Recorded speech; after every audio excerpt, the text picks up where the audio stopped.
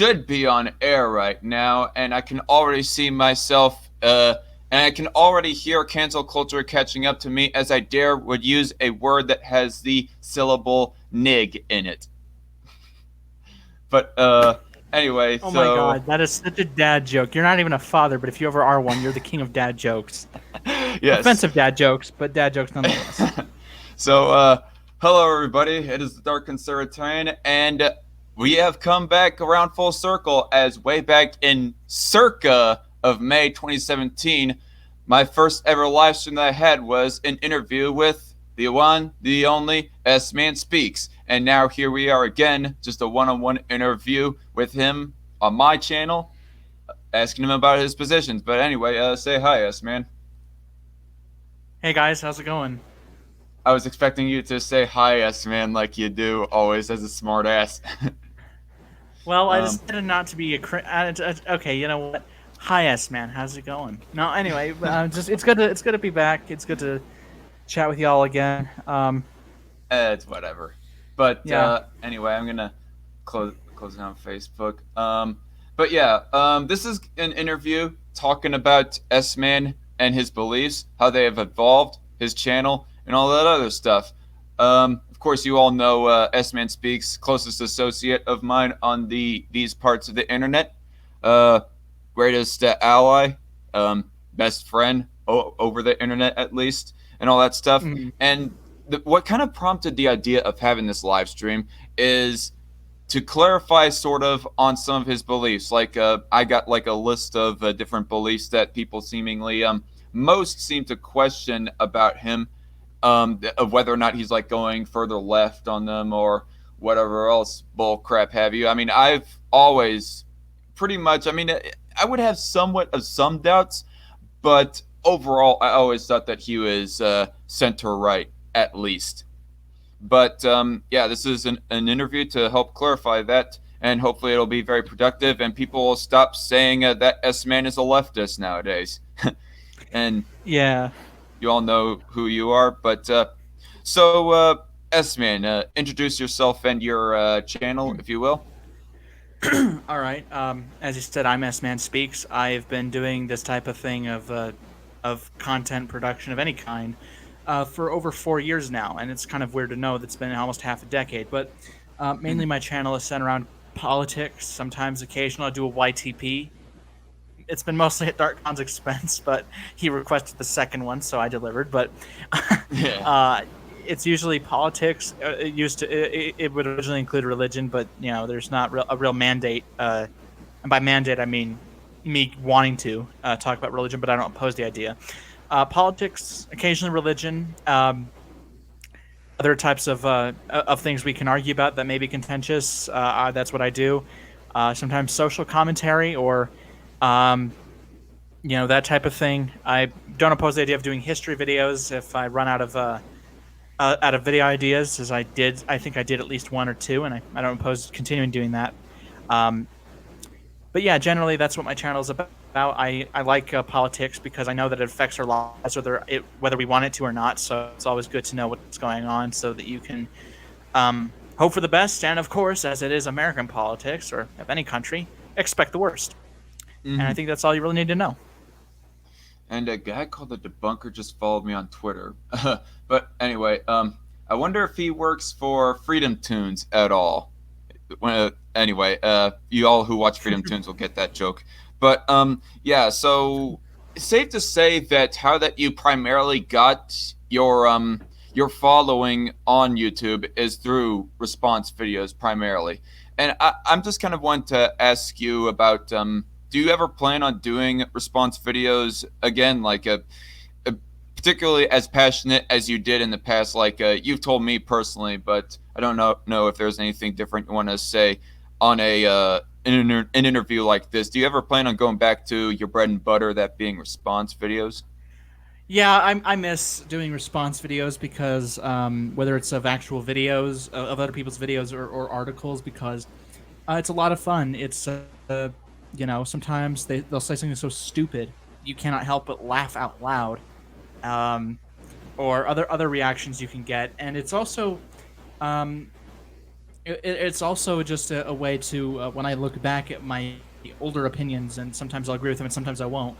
Um, at least I can chart out my record on such an issue, and um, sometimes response videos of mine have been very well received and not very well received, and I'm Mm, not afraid of the critics. I'm not afraid of sometimes there'll be one video you did that just really wasn't well received, um, because it gets the message out there, and it can be a great way to communicate. YouTube is a great way to communicate, even though they make the quality of YouTube go down the shithole every time, but occasionally they'll do something right and they'll do two things over wrong. So one step forward, two steps back.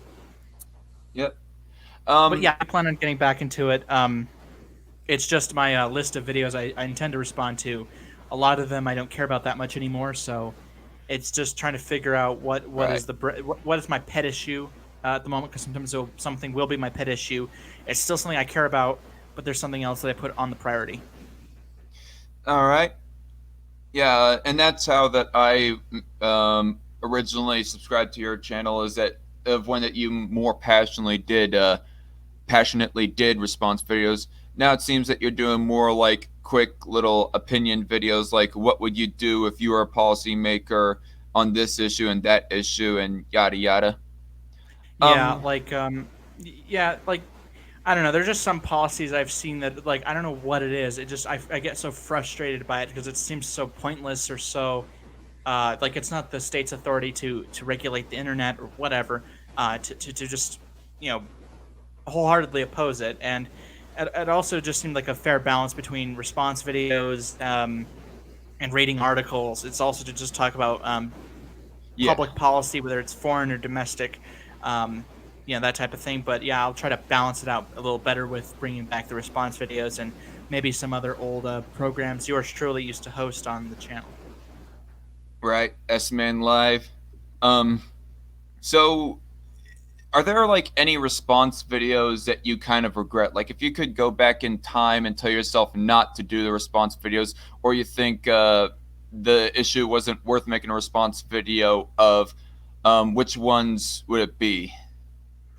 Um, Out of curiosity. the one response video I wish I could have at least remade. Like I wish I would have made it a different way, which I ended up doing a remake of it. So I guess it's canceled out. But at the time, it was one of response videos to one of our to someone who we've argued with enough times, and we've made dozens of response videos. Let's just put it Talking that about way. Owen. Yeah, Yeah, I'm not. it was I just know. I don't want to make him a prime subject of conversation, but if for clarification, if you need to quickly mention his name, I think that's fine. yeah, but generally, one video I did regret was I felt like I didn't have enough. I thought I had enough information, and then I ended up seeing that oh no, I didn't, and I wish I would have done things differently. And one video that I regretted making altogether, it was a response. It's hard to remember because I've done so many of these and it's been so many years. Um, I guess it would have been one of my responses to Riley Dennis. It was mainly the way I did it. Like it was. I felt like I was too harsh or um, too Are, scorched earth about it. I felt like my older response videos. I was too mean spirited with it, and right. I felt like that it didn't have to be like that, and I felt like that it as it doesn't have to be like this, man. No, it's just, I wish I would have I done it take it. differently because I it would take have it that been the one where you made the joke at Riley's expense, and Owen kind of got on to you about it on that one debate that you two had on transgenderism, not trans particularly. issues. I just felt like it was like I couldn't care less if he got mad about it. It was just mainly my own feeling of like I didn't have to do that. That was kind of in poor taste. Oh no, I You wasn't know. trying to say that that Owen made you do it. I was just trying to get the timeline straight as to what specific video it was. No, no, I get what you mean. I'm just wanting to like, so it don't sound like we're making accusation against people. But yeah, no, no, I get you. I got you. But yeah, it just and I ended up writing an entire thread at one point this summer, just condemning my old ways of how I used to talk to people on here, because I used to be pretty fucking rude about it. Because like, just as a joke, not like oh I hate this person, but like I make fun of people all the time. Like I'd respond to the point and everything, so I didn't have to hear anyone screech about my ad hominem. but I could make jokes at people's expense. Like an example, I used to mock Riley Dennis relentlessly on her Adam's apple, broad shoulders, jawline, um, things like that. I think one time I may have said um, in a comment section that how I wonder how she can talk with her Adam's apple obstructing her jaw from going down or something like that. I deleted the comment, of course. Like That I is laugh at it. legit funny. It's funny, but I just felt like, man, that I didn't have to go there, but um, I had I had no problem making the joke because I obviously don't know Riley Dennis. I Like, don't think very highly of that person, but I felt like, I'll save it for the people that are like actually bad people, like Danny Kuntz. yeah. I mean, yeah, I guess to put things in perspective, I guess despite Riley being kind of entitled and a bit petty on a whole lot of issues, like wants to get rid of the dislike button and thinks that you need to have trans people in your sexual taste, or else you're some kind of bigot, as they imply. Um, I on but that uh, video, I feel like on that at video. least Go ahead. I want to clarify. But at least they haven't really slandered or smeared anyone. At least not that I know of, anyways, or flagged anyone. As far as I'm aware, no. She's been accused of flagging Hunter Avalone back in 2017, but as far as anything else, I don't remember. As for that video, I feel like I felt like the arguments against her video were mostly right, but I felt like there was a misunderstanding. I don't think she was trying to say you must, but you should. She was all like, you got to analyze why you wouldn't. Like you know, like I don't think it's anyone. I don't think it's really anyone's fucking business if you want to or not. Like Yeah. if Dark Khan was in a relationship with a transgender woman, or if he wasn't into that type of thing at all, that's no one's business as to why. I don't think he has to justify it. Or better yet, I don't if think I it. was actively dating a black woman and some alt writers wanted to make a big fit about it. Yeah, you could just tell them to eat a bag of dicks. I mean, they probably do on the sidelines because a lot of these alt writers are, and that's the I'll funniest thing. just A lot I'll of them tell call them people to take degenerate, but they their are pretty degenerate. Tell them to take their mayonnaise shower. Oh Jesus Christ!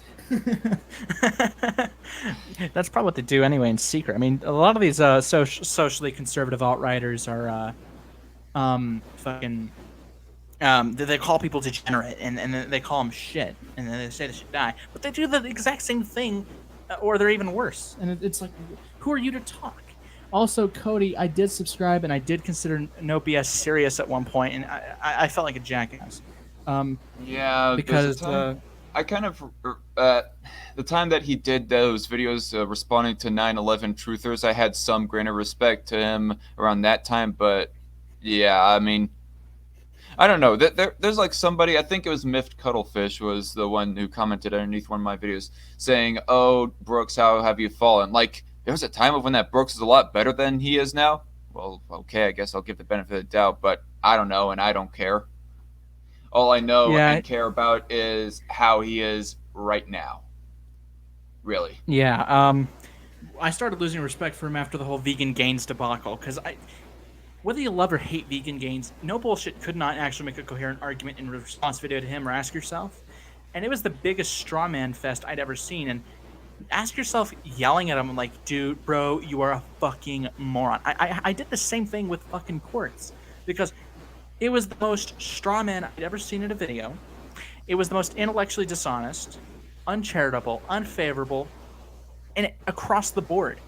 So, yeah, that's where I started losing respect for him. And then when he starts virtue signaling about how doxing ain't that bad, it's like a parking ticket. It's like, okay, there's no intellectual on here, and I regret wasting 6 hours of my life arguing. I actually spent the whole night arguing against him on Twitter.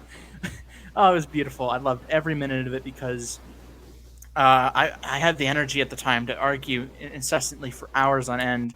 So, like, yeah, 2016 and 2017, and it was declining in 18. I was all about the Twitter arguments. Other than that, I didn't touch my Twitter to write these opinion pieces that I used to do back earlier this year. Right. Um I feel like there's something else that I wanted to ask about response videos, but I cannot remember exactly what it was, so I guess we'll just If move you on. remember, tell me later.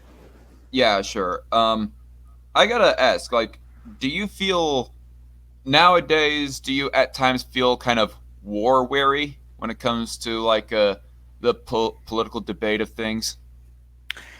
Yeah, like I'm not afraid to debate. I'm not afraid to have those discussions. I am considerably tired of some of them. Like if it's a genuine policy discussion where we're discussing whether it's foreign or domestic policy, I don't have a problem jumping in the conversation. But after like years of doing this. Very little of it in 2015 because I just make these little short opinion videos, and then in 16 I started actually arguing with people, and then 17 that's where it really got intense.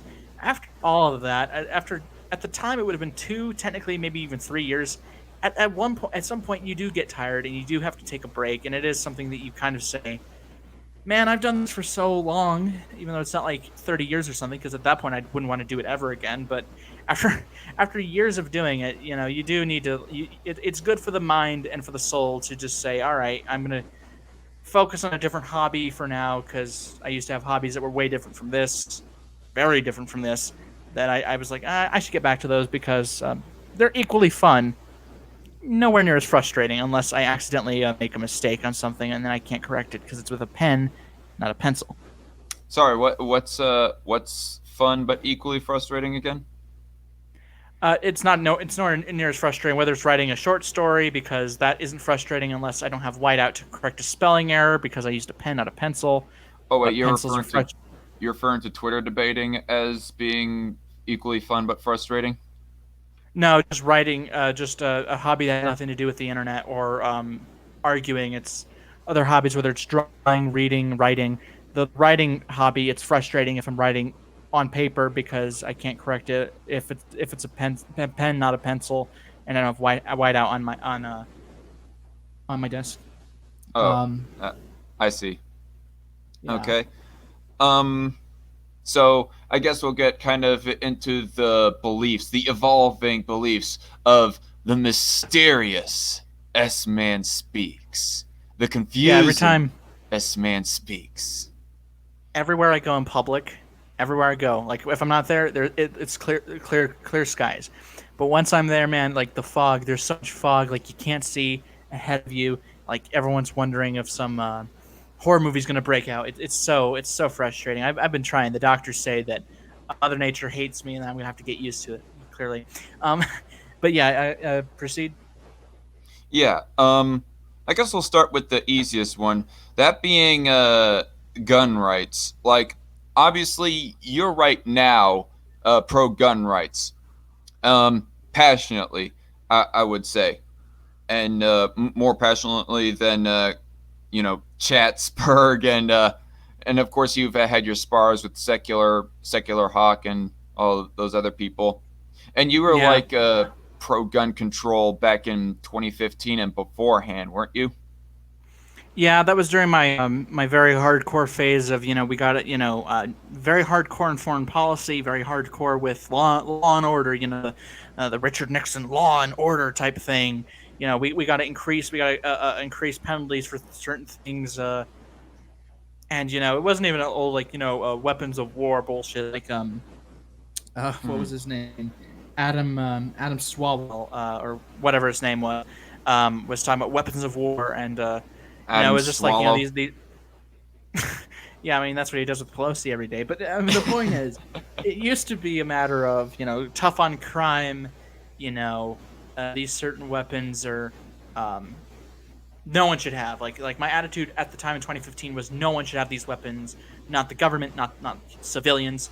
Um, yeah, so like it was mainly not even necessarily worrying about like crime, not worrying about people dying, but worrying about crime rates and trying to bring crime rates down and um, yeah, very pro police. Like I don't hate the police, but they're not saints either. I think that's shouldn't be a controversial statement. But if you unironically back the blue or a part of that type of thing, then that's going to be something you don't like to hear. Which I never thought I'd see an ANCAP unironically back the blue or almost make back the blue talking points, but I saw it and oh, it's beautiful, Well, I hypocritical, think it's but beautiful. totally fine for you to back the blue just as long as they don't go doing anything up or uh, before. and until they do anything abhorrent like murdering somebody in cold blood or anything else like that. But that's Okay, just I me, gotta read. anyways. Yeah, But I gotta read. I gotta read a comment from Cody Foret. If I'm mispronouncing anyone's names, I'm sorry, but I'm not perfect with names. S Man speaks until S Man is deleted off YouTube. Then he is S Man silenced. You know what? You know what, Cody? You get live chat comment for the year. Okay, you get that award. Um, right. So but I kind yeah, of want to wonder, yeah. like, just to ask in further extent, like, how far does your gun rights beliefs go? Like, would you go so far to say that ownership of nukes should be decriminalized, despite how, of course, like many people will not be able to afford them, so that it'll be like a super, super, super minority who will ever be able to get them in the first place. But are you for decriminalizing that? And how extensive do you want background checks, if at all, to go? Okay, let's start out with okay, the background checks. They don't do shit. I oppose the background checks and a lot of these things like red flag laws because I don't see the due process there at all. It's like getting put on a no fly list. There's no due process at all, and it's very difficult to get off of those things. Um, and yeah, I have to agree with Karma's pimp. Common sense gun laws. Yeah, I have to agree. They don't make any sense. Oh, common sense. They think that they put quote unquote common sense in front of it that it somehow makes it okay. And as for nukes, granted, yeah, it's going to be an unaffordable for a super majority of the population. I'm not sure. I'd have to say I don't know. I don't actively oppose the idea of nukes being decriminalized, although I don't like the idea of someone having the power to destroy the planet several times over. But then again, to be fair to the pro nukes people, the federal government, the president of the United States, any commander in chief of any chief executive of a nation, whether acting, whether it's ceremonial or legit, they have that. Most of them have the power to destroy the planet several times over. So, if we're not going to allow the American people, whether they're wealthy or not, to have nukes, then I would say that equally the federal government should not have nukes. That every country should not have nukes. I would not want just the United States to get rid of nukes because then we lose a Yeah. lot of strategic, not strategic. What's the word? We lose a lot of we lose credibility. We lose a lot of muscle. So that if a country is threatening Well, us, yeah, I think then a yeah, strategic advantage or strategic power would have been like equally applicable and correct, but I digress on that point. And also to kind of address some very quickly in the chat, I don't want us to be like paying too much attention to the chat because it's going to go a million miles a second in a few minutes, I can imagine. But Pumpkin Row in the chat, gun monopolization is a better term. See, I don't quite agree with the term of calling it monopolization because if the government was to like own pretty much every single gun, like literally own every single gun, then that I would call monopolization because going by the strict definition of monopolization and not the vague and sort of I don't know, kind of unsettled Chatsburg definition of monopolization. Monopolization would mean like pretty much owning 100% of a given market or a given item, let's say. And this case being guns, monopolization would mean 100% exclusive ownership of it. Like that is by definition what a monopolization is exclusive ownership. And yeah. Um, obviously, I mean, hmm, I will say that it's possible for something or someone to have a legal monopoly over something, like legally speaking, they supposedly have rights over 100% of a given market. But that's only like in the legal sense. Say like the Standard Oil for was the example mentioned by Chatsburg in the last one-on-one live stream that I had with him. Um, we're going mhm. off on kind of a tangent about monopolization, but I'm going to finish this very quickly. Standard Oil had only 90% of the oil market. The other 10% was owned by other corporations. So, by the strict definition of monopolization, it wasn't a monopoly. It wasn't a monopoly that Standard Oil had. But Yeah. You might have a But super majority, but you don't control the entire thing. yeah, I mean, who knows? I don't know the full history of like Standard Oil. Maybe they had a legal monopoly where, legally speaking, they are granted like 100% ownership, or rightfully speaking, have 100% ownership over the entire oil market. And by the way, I'm using the words rights in this case kind of colloquially. By the way, I'm not saying that they literally do have a market over 100%, and no one else has a right to participate in the oil market. And maybe 10%. And whilst they had like 100% legal right over the market, the 10% who physically held, 10% of the oil market, they might have illegally held it, suffice to say. So Mm. I don't know. I would have And to like better yeah, articulate a little bit better. But anyway, you were saying? yeah. So on the back to the guns thing. Wait, Like sorry. Yeah, back on the guns thing. Speaking of which, Pumpkin Rose says, whether you agree with the term or not, it's what the government wants and is attempting. Well, okay, yeah. I mean, I do agree that that is what, well, some people in government, anyways, do ultimately want, is to ban all guns out of private hands. But unless the government like had control over every single guns, like so far they only ban further production and sale of full auto rifles. That does not equate to a monopoly that the government currently has on guns. They still don't own and have complete control over the process of handguns and hunting rifles and shotguns and AR-15s and whatnot. But sorry, I mm-hmm. gone on too long. You're saying yes, man? What? So like I don't believe in banning quote unquote assault weapons or assault rifles, and I think that I have to agree, the argument over assault weapons versus assault rifles is a really stupid argument to even waste our times with. My governor, my Governor Herbert of my home state, vetoed a bill that would have allowed people to carry large clips with large amounts of ammunition in it. He vetoed it. He says, "I don't believe in this. I believe in the Second Amendment." If he would have said he didn't, then he would have lost his reelection bid. But he said, he didn't think that there's no reason to carry that many bullets. And my common thing when I hear someone say, "You don't need a gun like that," you don't need a weapon of war, even though the people in the Middle East have those same weapons and are able to fight off the United States to the extent they do. But whatever. Whenever I hear the whole, "You don't need that weapon of war," and I know that's going to anger some people, but usually I say in response to their face, "Okay, well, by that logic, you don't need that fucking abortion. Yeah, You don't need to do that." here's another thing about the term weapon of war.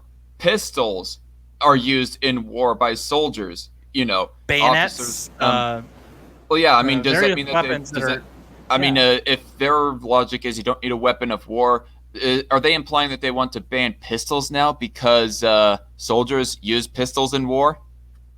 Yeah, there are various weapons you can make into weapon. It's various things you can make into weapons of war that would be unconventional, Yeah. but in some countries that's not a bad strategy. In I some mean, countries, all they te- have to do is drop the nuke and you're done. I mean, technically speaking, in the modern day context, anyways, hunting rifles, like bolt action rifles, aren't weapons of war.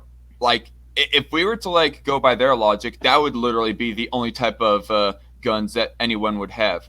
But as soon as like the government has to resort back to having soldiers, or at least some soldiers, anyways, use bolt action rifles, then they become a weapon of war, and then the government is all like, "Well, you're shit out of luck. We're gonna have to ban those too because the law says no weapons of war for civilians." Yeah, and I And by find the this way, I'm not hilarious. saying that that is ultimately what leftists want, so don't accuse me of strawmanning anyone. Yeah, I just want to say this: the thing that makes me laugh my ass off all the time is whenever I hear people complain, whether they are leftist or liberal, whatever you want to call them. Some of them will be like, man, you don't need these weapons of war. And then they'll be like, we need to disarm the police, the military. We need to do that. Oh, well, who can have these weapons of war? Oh, just the police and the military. And you're like, that makes no sense. That is a huge hypocrisy. It's ideologically and philosophically inconsistent. Either they get to have it and we get to have it, or they shouldn't have it if we're not going to have it. Because, dealing with, I understand the frustration of domestic terrorism, and I do consider shooting up schools or post offices or whatever. I consider that domestic terrorism. That's bad. Right. That's not even a contentious point to say, yeah, terrorism's bad, okay? But what should be contentious is when we hear these people who say we support equality and equal rights, yet they're fine with the federal government and even state governments and politicians and celebrities having the ability to be armed and protected, but they're totally opposed to private citizens having certain weapons of choice, choice of weapons available to them, and um, they oppose it on the grounds that they don't need it. And the reason I mentioned the whole "you don't need that abortion" is that's the same argument anyone could use. The pro-lifers or anti-abortionists could use that argument. You could find a number of things. You could be like, you don't need that, and it is another point you can make is the Bill of Rights is not the Bill of Needs. The right of the people to keep and bear arms shall not be infringed. I mean, of course, they believe in a breathing constitution, but and they love cherry picking the well-regulated militia. Okay, Dark Khan and we are a fucking militia, or I am my own militia. You know, so and that's why, thank God, we will never get another constitutional amendment to touch the Second Amendment, as we're too politically divided in this country to do so.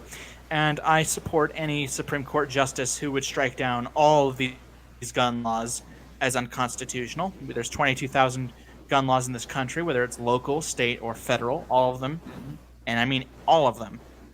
It would be lovely if we invalidated every last one of those laws that are anti-gun, that are clearly unconstitutional, So, and invalidate them all. That'd be a major deregulation of guns. if I may, like, take this back to talking about your positions more specifically, and not how the current circumstances of the country. Back to talking about background checks. Like, ideally speaking, if you could, you would have absolutely no background checks for getting a gun, not universal background checks, not criminal background checks, and no waiting line for them. Yeah, I wouldn't allow any of that. Not only I don't view it You as wouldn't legislate that, you mean? yeah, I wouldn't. I would not legislate that. If that was a statewide referendum, I'd vote it down, or a countywide referendum. If I was a legislator, I'd vote it down. If I was the president or the governor, whatever, I'd veto it, and then sue the hell out of the Congress if they or whatever if they overrode the veto. I mean, there's some topics I think we all have at least one issue we are not willing to concede an inch on, and this would have to be one of them. Um, you know, I don't want people to die, but I'm not handing over an inch of civil liberties to you just because you want me to. Because we've done the same thing with allowing the Department of Homeland Security to be created.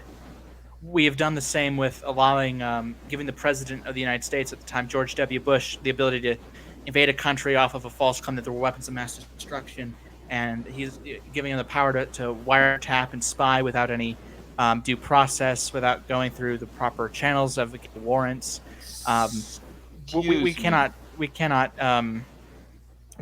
should not give an inch on civil liberties, period, especially guns, because if they I think an armed society would be ideal. If you know what you're doing, if you know how to handle a gun, then I'm not worried about you having that gun, so that we don't have these so we Right. don't have tyrants who want to take more of your money and basically bully you. So, Almost like they're a mafia.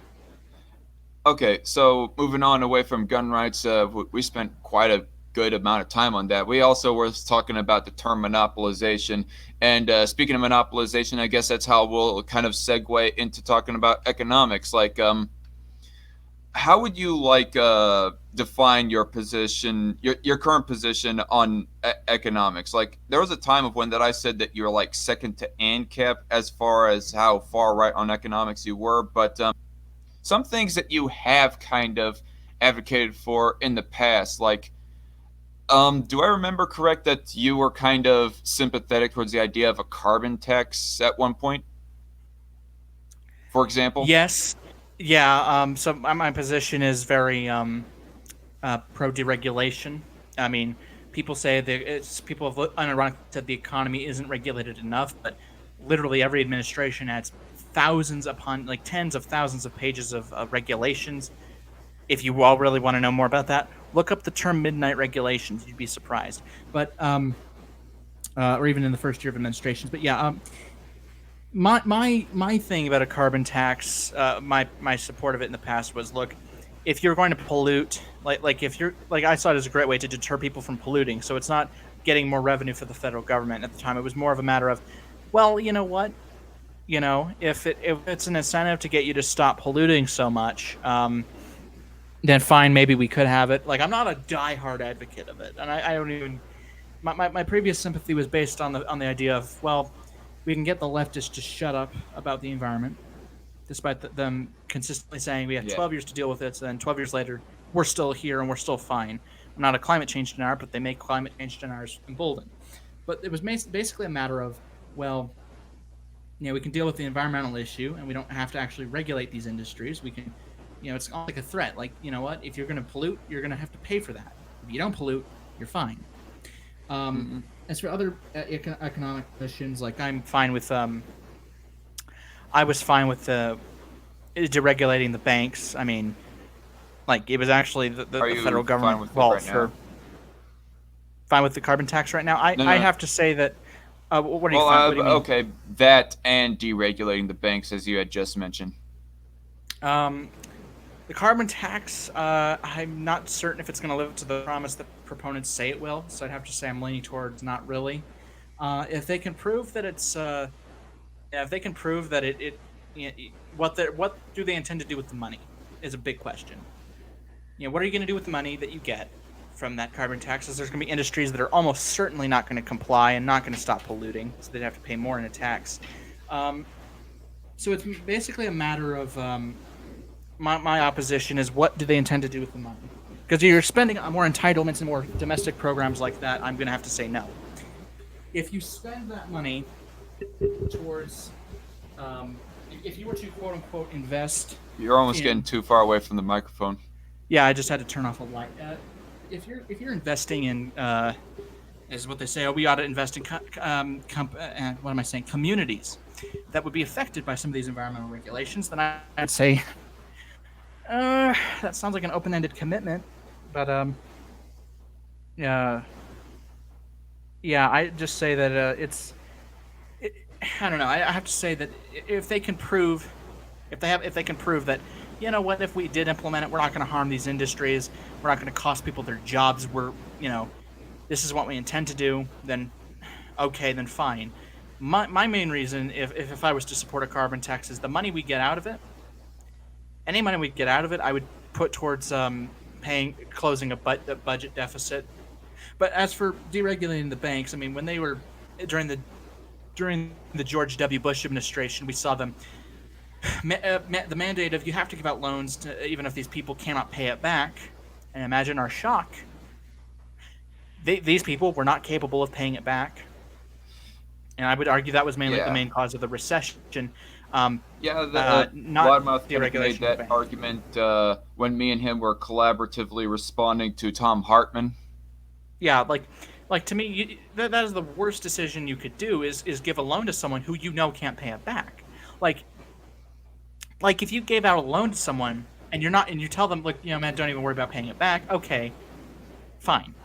But you were expecting these people to pay it back, and they were well in over their head. And I don't think a lot of the people who were getting these loans really understood what they were getting themselves into, or they were just too stupid to understand what to do. I believe that was the main cause of the recession, and I oppose bailouts, I oppose subsidies, um, like corporate welfare and things like that. We got to get rid of. I mean, because I was in a because I do this thing of I'm in a debate class where we do this mock Congress thing, and I wrote an entire piece arguing that about the coal industry. I argued against killing the thing, but I said if it's so successful, then we have to end the corporate welfare. They get $20 million in corporate welfare. We can get rid of that. So that type of thing would be absolutely fine with me. Um, is to simplify the tax code, and I've been thinking more about taxation recently, and I support the idea of a tax of 15% across the board. Um, of Right. course, to not go over budget, of course, would be doing major spending cuts. Um, Of and another course. thing another thing I support, which I think that the Republican Party and the Libertarian Party should absolutely be unanimously on board with, is the line item veto. For those who don't know, It would basically give the president the authority to cut certain things out of a bill without vetoing the whole thing. We had it during the '90s under Bill Clinton, but the Supreme Court decided to side with New York City. They said it impermissibly gave the president the ability to alter a bill, but the line item veto in question, the Congress can override that if they see fit, which they could have if they wanted to, but they didn't. So, a constitutional amendment to say that the president can strip out certain things of a bill, but the Congress can override that and put it right back in if they think that they absolutely must. But we've seen governors and mayors do it, and they save their taxpayers a lot of money, and that's awesome. And I want to say this, I'm all for reducing tax rates, and I want to tell people don't ever apologize for wanting to keep more of the money you earn. There are people that want to take more of your money to pay for programs that are not a right, and not even a privilege. They think they Yeah, have the right healthcare, to your for wallet. example. Oh, of course. So don't ever apologize for wanting to keep more of your money, and tell them if they're calling you selfish for wanting more of your that you want to keep more of your money. Call them selfish for wanting to take more of your money to pay for someone else's problems that you never agreed to pay for. I guess Um, there's like a couple of questions. I'm gonna turn down the audio reception on my mic. Okay. okay. And by the way, there's a couple of things that I kind of want to ask on economics. Like, first off, like on the issue of healthcare, at any point were you for like a single payer Medicare for all type of healthcare? And in your conversations with you know who, Chatsburg, have you ever thought about the possibility of being pro single payer or no? Before I did YouTube, I sympathized with it.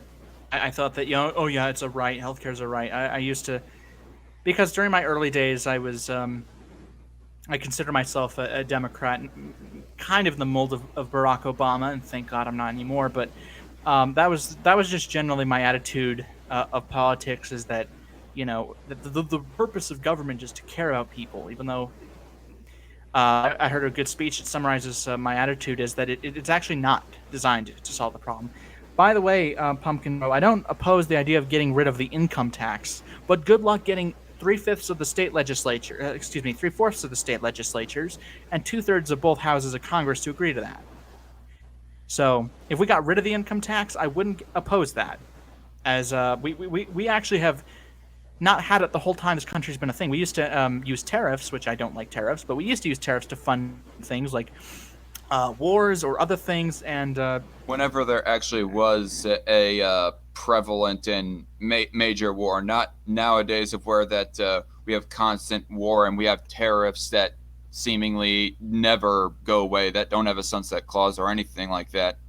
yeah, and Congress totally conceded the issue of tariffs and trade to the president. I think that's absolutely a mistake. Like we need to get Congress to take that power from the White House. Like, yeah, sometimes they'll vote to give the president fast track authority over trade deals, and I mean, if Congress actually votes to do so, that's fine. But if they don't even do anything in response, that's a huge mistake. Um, Right. S man So S man should have just said that he's for theft if he agrees with your excuses. Uncharitable. I'm not even gonna address that. That's just no. That's a yeah, the ridiculous point. pumpkin. Sorry to say to Pumpkin Row, but he can sometimes be pretty fucking annoying, and so I just end up ignoring some of the chat comments that he makes. Yeah, I'm just gonna ignore his chat comments. Like, no, Like, it's not. It's nothing personal. I didn't even know he existed till today. But yeah, so, it's nothing well, personal. you did point out the one chat comment to me like months ago of where he was all like, "There's no such thing as a conservatarian." So he did Oh, like know of his existence before oh. today. But Then yeah, he I mean, completely left my mind. But Pumpkin Rose a mixed bag. He is sometimes has good takes, and sometimes he's. It just almost seems like he's just being a contrarian for the sake of being a contrarian. all Um, right, that's his prerogative. But um, yeah, so like I guess in kind good. of connection of this, so you don't ever get to feeling like you're becoming a social democrat. I mean, I think I know the answer to this, and I would agree with it, but you never thought that way at all. No, not during the current time. Like I sympathized with social democrats when I was younger. Um, after the Great Recession, I mean, it hurt a lot of people. Like a lot of people got hurt from the Great Recession. Um, And it seemed like this was the obvious solution that giving the federal government more power was just the right solution. And then after listening to other opinions, because I had a very huge echo chamber at the time, but listening to other opinions, understanding that was actually not the problem at all. Like, yes, we should always be concerned with special interests. We should absolutely be concerned about politicians getting bought out.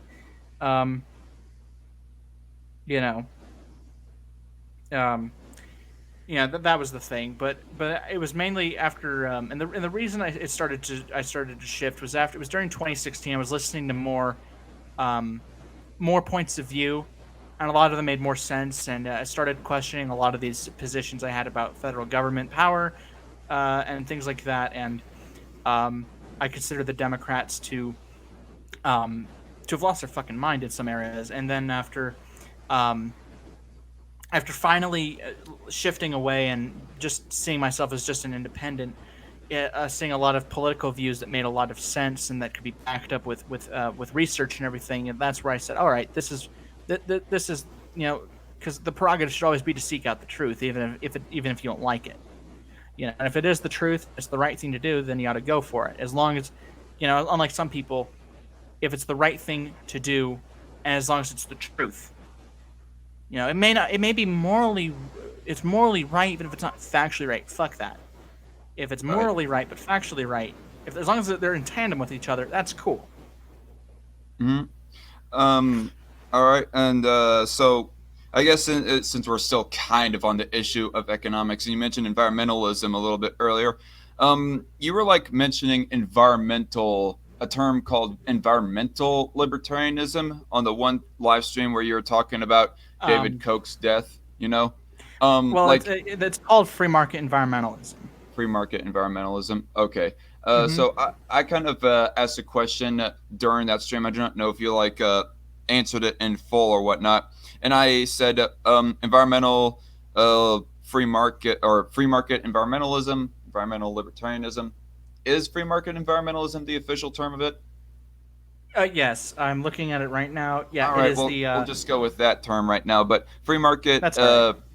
free market environmentalism. I was asking about it, and I said, well, okay, if you're talking about regulations to prevent damage of people's like their more natural private property, and by natural private property, I'm talking about like say the trees or gardens or the land that they haven't built anything on, for example. I mean, if there's like environmental issues that are hurting their private property in that way, well, then yeah, I guess that's fine. I mean, obviously, I don't want people to just get away scot free with damaging other people's private property, and should be a fine or something for if people do such a thing. Like take them But to if court over it's it. yeah, but if it's something like if um oh free market environmentalism, it calls for like taxing people for just driving cars or running a business or whatever, well then it would be something that I have gripes with. But you go ahead and explain of what it is, like So, how it so aligns with taxing people for their carbon emissions. well, no, that it wouldn't. Free market environmentalism has nothing to do with the carbon tax. So, free market environmentalism All basically right. just argues that the free market, property rights, and tort law provide the best means of preserving the environment, internalizing pollution costs, and conserving resources. So the tenets are basically the state and codes provides and enforces laws which override and obscure property rights, thus fail to protect them adequately.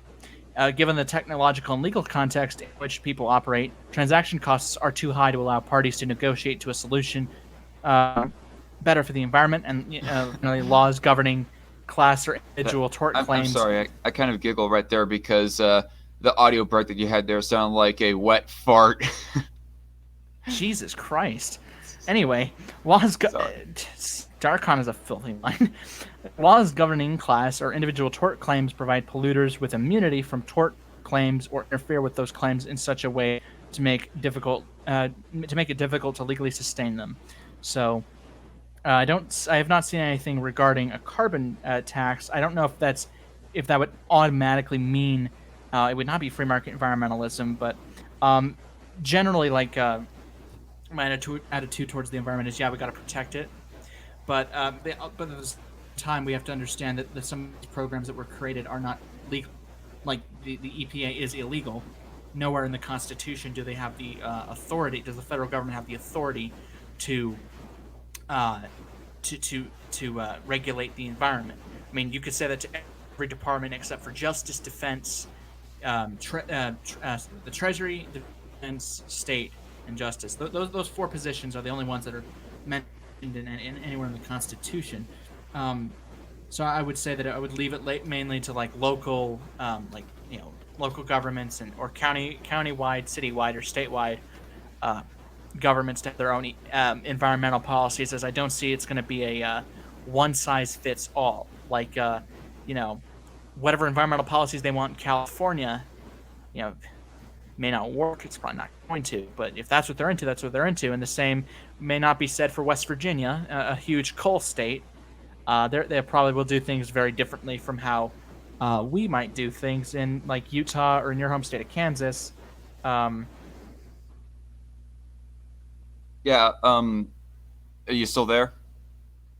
yeah, I'm just saying that Yeah. I'm seeing Pumpkin Row being ridiculous. I'm just gonna ignore the chat, Well, but I I don't told you see. just to Yeah, ignore it earlier, but anyway, yeah, so I guess this kind of attaches to like another issue that I want to ask of you as far as beliefs go: state powers or state rights, and how much to an extent do you want the federal government to not have a hand in states governing themselves? Um, for example, in the case of environmentalism and the EPA, like if you could, would you like have the EPA abolished and just if there had to be like some kind of environmental protection group, just have it set up on a state by state basis, like each state has their own environmental group, if any at all? yeah. I would delegate that back to the states. I mean, for instance, New Jersey has their own environmental protection group. I can't remember what it's called, but it is there. It's basically like the New Jersey's Environmental Protection Agency. As for other things like that, various other government departments, housing and human services, health and human services, housing and urban development, would send that back to the states. Absolutely. Um, I'm not a huge states' rights kind of guy, but I do Yeah. recognize that in some areas they absolutely they should have that power. As it's not necessarily the federal government's job, but there's an area in which I think that both state, local, and federal governments equally should not have a say in certain things. And I would love a constitutional amendment so that we don't have to argue whether or not a Supreme Court decision was legitimate or not, because we've cemented it in the U.S. Constitution, and it would clarify a lot of things. The social conservatives wouldn't like it, but then again, I tend not to care what the social cons think. Like, ban child marriage Mm, and yeah. explicitly say that Well, I interracial and mean, same-sex marriage must be protected I mean, from legislative terrorists.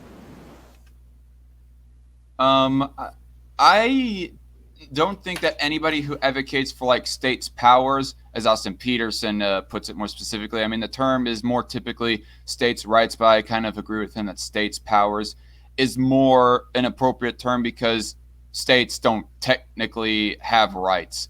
But anybody that says that they're for states' rights, I don't think that they're for like saying that the states should like run roughshod over every single thing. Like when it comes to slavery, I don't think they're for like allowing people to just own other people, no matter what the Well, I federal mean, there's government the says they 13th want. Like Amendment. Well, what?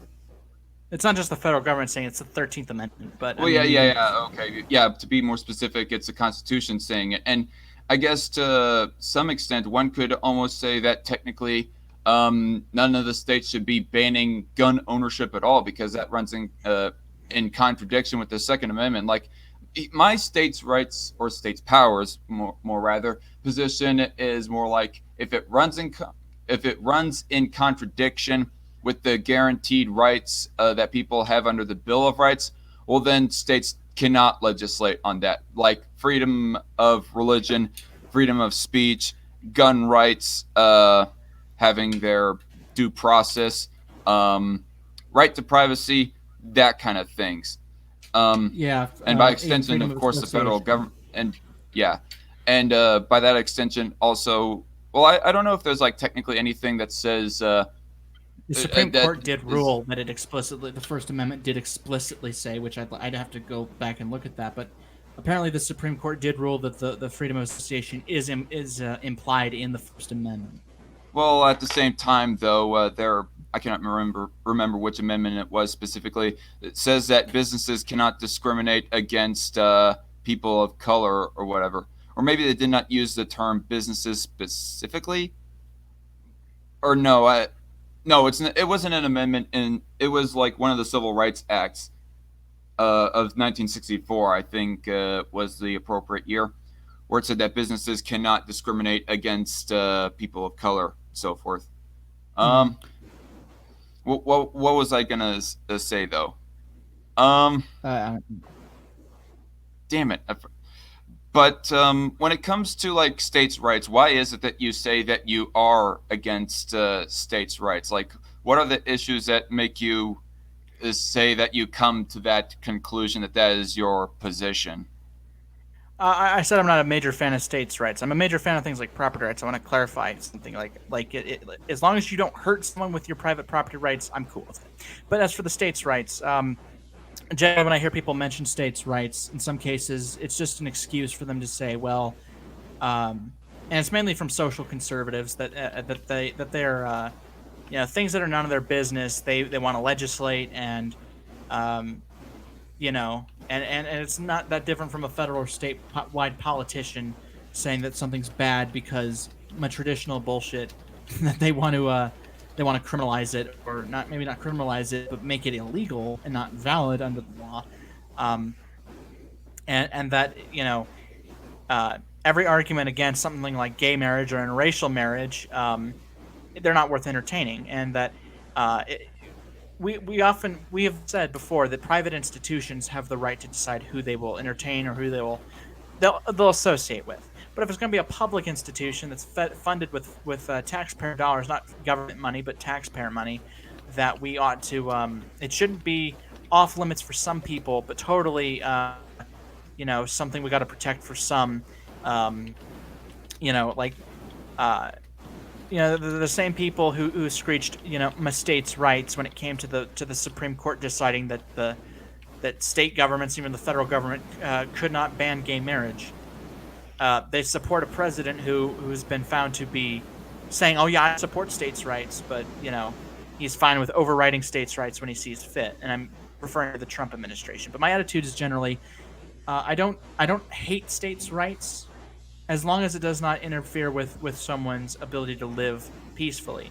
So I'll give state governments the power to regulate their environments, have their own policies, almost as their own like 50 laboratories of their own way of doing things. But I don't like the idea of state governments having the ability to interfere with people's personal lives. Like no, the state and local governments should not have the right to tell two consenting adults of the same sex that they don't have the right to get married, just like how the Supreme Court said that they don't have the right to tell two consenting adults who are not of the same race that they couldn't get married. That's my main objection, and why I would support a constitutional amendment. So these tenthers, as they're called, the states' rights people that are adamantly diehard states' rights people, so we can say, well, we had an amendment that says you don't have the right to regulate adult marriage.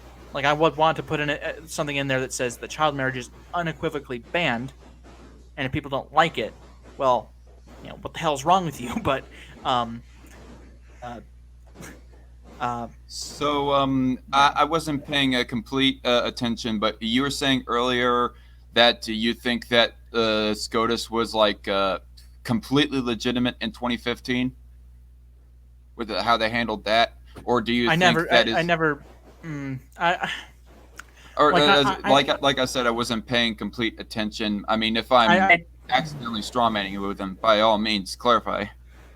well, I don't believe that it's necessarily an illegitimate decision. I mean, of equal protection. If we're going to protect marriage for some people, then it should be protected for all. And I mean, obviously, the Constitution is not a perfect document. I mean, there are people who signed on and said this isn't perfect, but there's nothing better than this. Um, so, uh, you know, that's what I'm saying.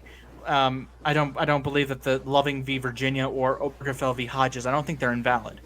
Um, I don't think any government institution should be discriminatory towards people. You know, um, because I think it's hypocritical if you're going to be fine with, with well, I don't know if it's necessarily hypocritical, but it's telling that if you're going to be fine with uh, with government discrimination. They're funded with our dollars. They should not be discriminatory. They should be for everybody. Private institutions, not everyone uses them, so if you don't like it, you can go somewhere else. Like they don't have they don't have the legal power. They don't have the ability to directly legislate things into law that affect your lives. Mm. All right. So I guess we'll move on to like next subject. Um, and going moving on from private prop or excuse me, states' States powers. rights.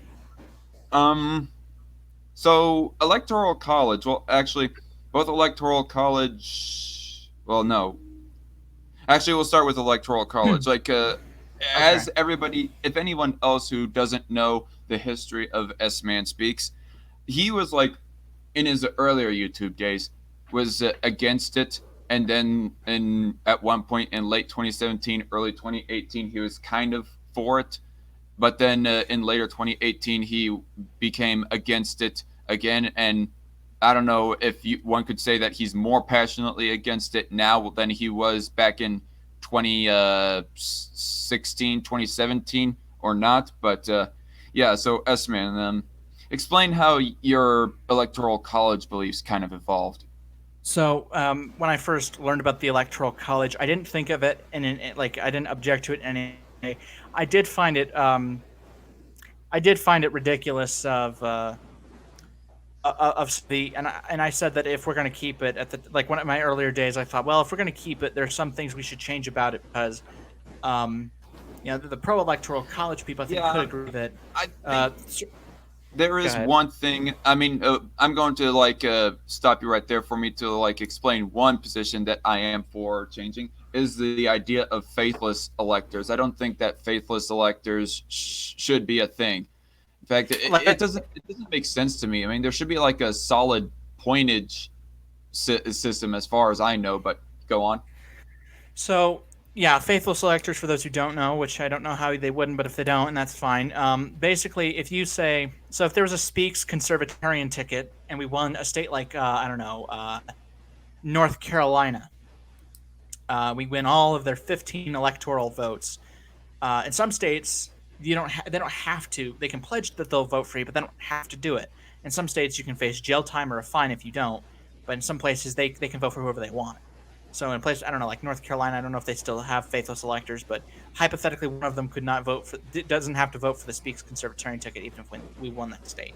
Um, so my basic complaints at the time was, all right, I don't like the idea of faithless electors. I don't like the idea that you can win under half of a statewide vote and you win all of their electoral votes. So yes, rid of faithless electors, and either allow states to implement ranked voting so that we know that the majority of people ended up voting for someone, not just the plurality, so that we can push away this nonsensical complaints about spoiler effects, so that we can have, um, Yeah. because I mean, 2012. Look at 2012. Every state gave a majority of its vote to one candidate or the other. 2016, there was a Mm. bunch of states that gave pluralities to one candidate or the other. So my complaints were, all right, I would like to yeah, see if we're some gonna, experimentation on that front. Just I don't know about getting rid of the electoral college as a whole and saying that what the majority says that well definitely goes. But anyway, I mean, sorry I interrupted you. I mean, we do have things where the majority will say something and they don't get their way. I mean, look at the United States Senate, and I don't oppose the Senate. I'm fine with keeping the Senate. Brett Kavanaugh, a majority of the people who voted for a certain for the senators who voted against Kavanaugh, they were the majority of the American people. Those who voted for the senators that voted to confirm Kavanaugh were the minority, and I didn't have a problem with that. I opposed Brett Mhm. Kavanaugh's confirmation, but I didn't see the fucking issue with um, the majority of Americans voted for the minority of senators who voted against Kavanaugh. So the fuck Now, what? I do have a one curious question though. Would you say that you're more approving of Neil Gorsuch than Brett Kavanaugh?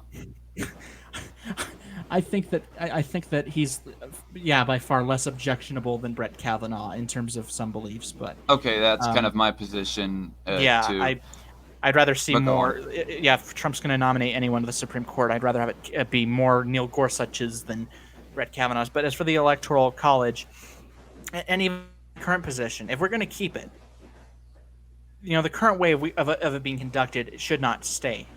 Get rid of the faithless electors and also allow it to be proportional and sensitive. Um, we can take Maryland for example. In 2016, Donald Trump won 30% of about a third of the vote. Hillary Clinton got about 60%. Under the changes I'm talking about, he would get 3 out of the 10 electoral votes. She only gets 6 out of the 10 electoral votes. If any other candidate got even close to 10%, I guess they could take away 1 electoral vote. But be more at least be more proportional. Um, the and my general attitude is people complain about big cities, even though big cities don't actually have that power to throw an election, the popular vote one way or the other. I find it funny that people will complain about big cities, but they don't have a problem with the idea of only a handful of swing states getting the ability to throw the election. And I mean, of course, states don't actually vote. I mean, people do. We give the states the Yeah, ability to quote unquote vote. I mean, And people vote to determine where their political or their electoral college points go to which yeah, presidential candidate. and by the way, I just wanted to clarify for Jay Willie, as he mentioned the same point I just answered. In the case of Europe, of course, I mean, it depends on what country you're talking about because I don't think all of them have the same voting system. And their voting systems are even worse than America. Um, it's basically just whoever gets the majority of seats. Usually they win the popular vote anyway, but they get like a minority vote. Like, I mean, even look at Canada. 1/3 of the people voted for Justin Trudeau, and the other third voted for Andrew Scheer. Scheer won the popular vote by almost 250,000, and but still lost the general election because he didn't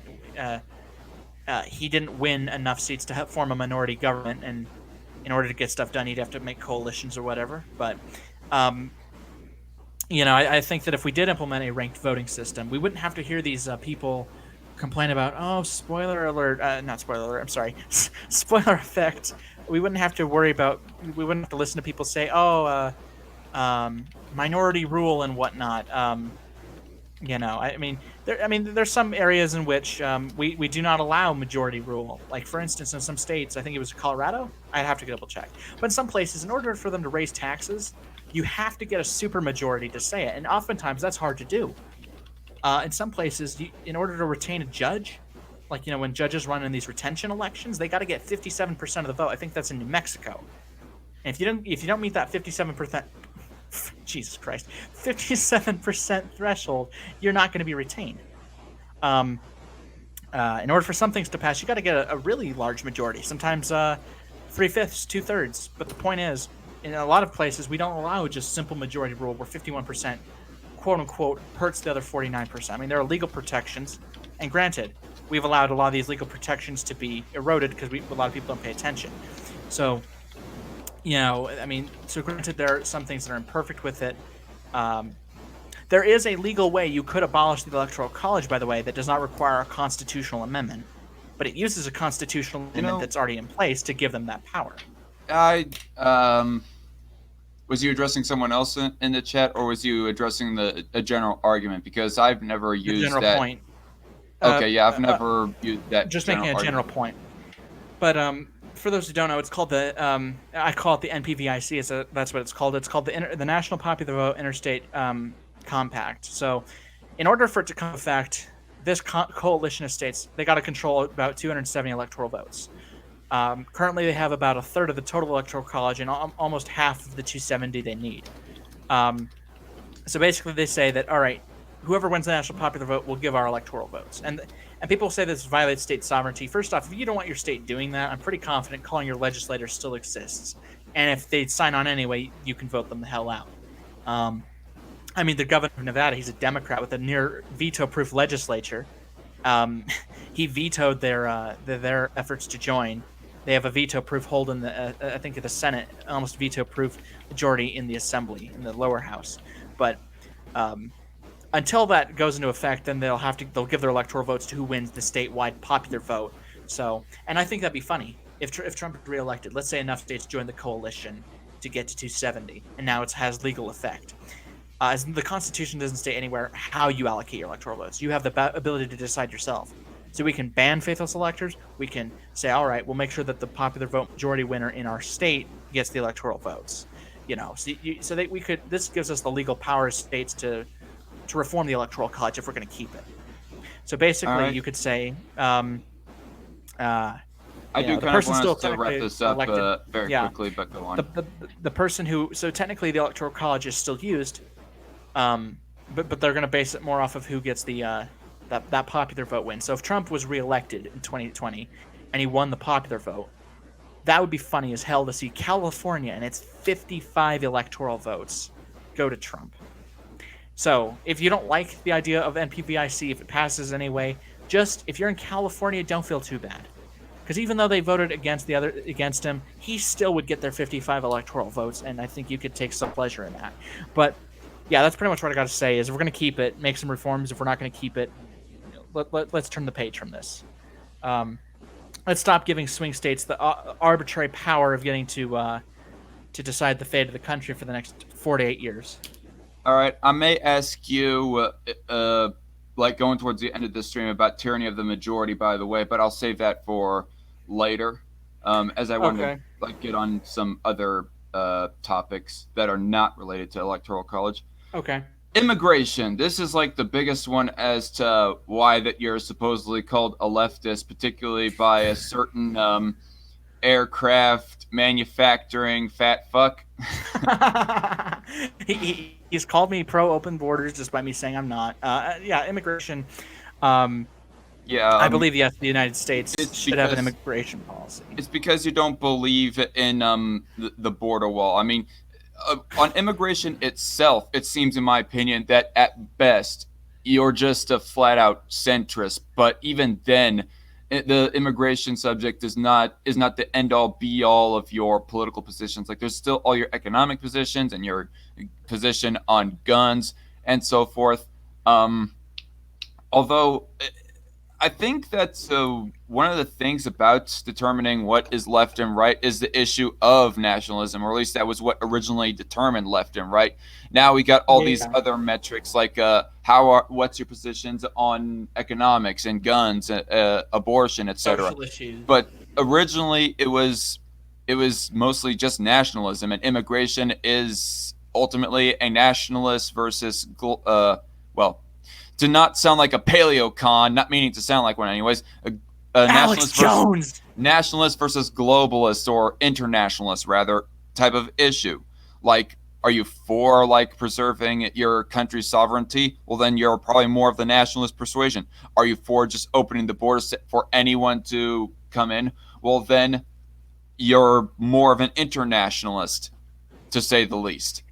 But that is, I don't agree with that way of measuring politics. So if anybody is going to say that you're a leftist just because of your immigration belief alone, or even call you an overall centrist just because of your immigration belief alone, well, then I think they're wrong in doing that. But how would you define your own immigration beliefs? Would you call it center right, or center left? Certainly not far left on immigration, or far right.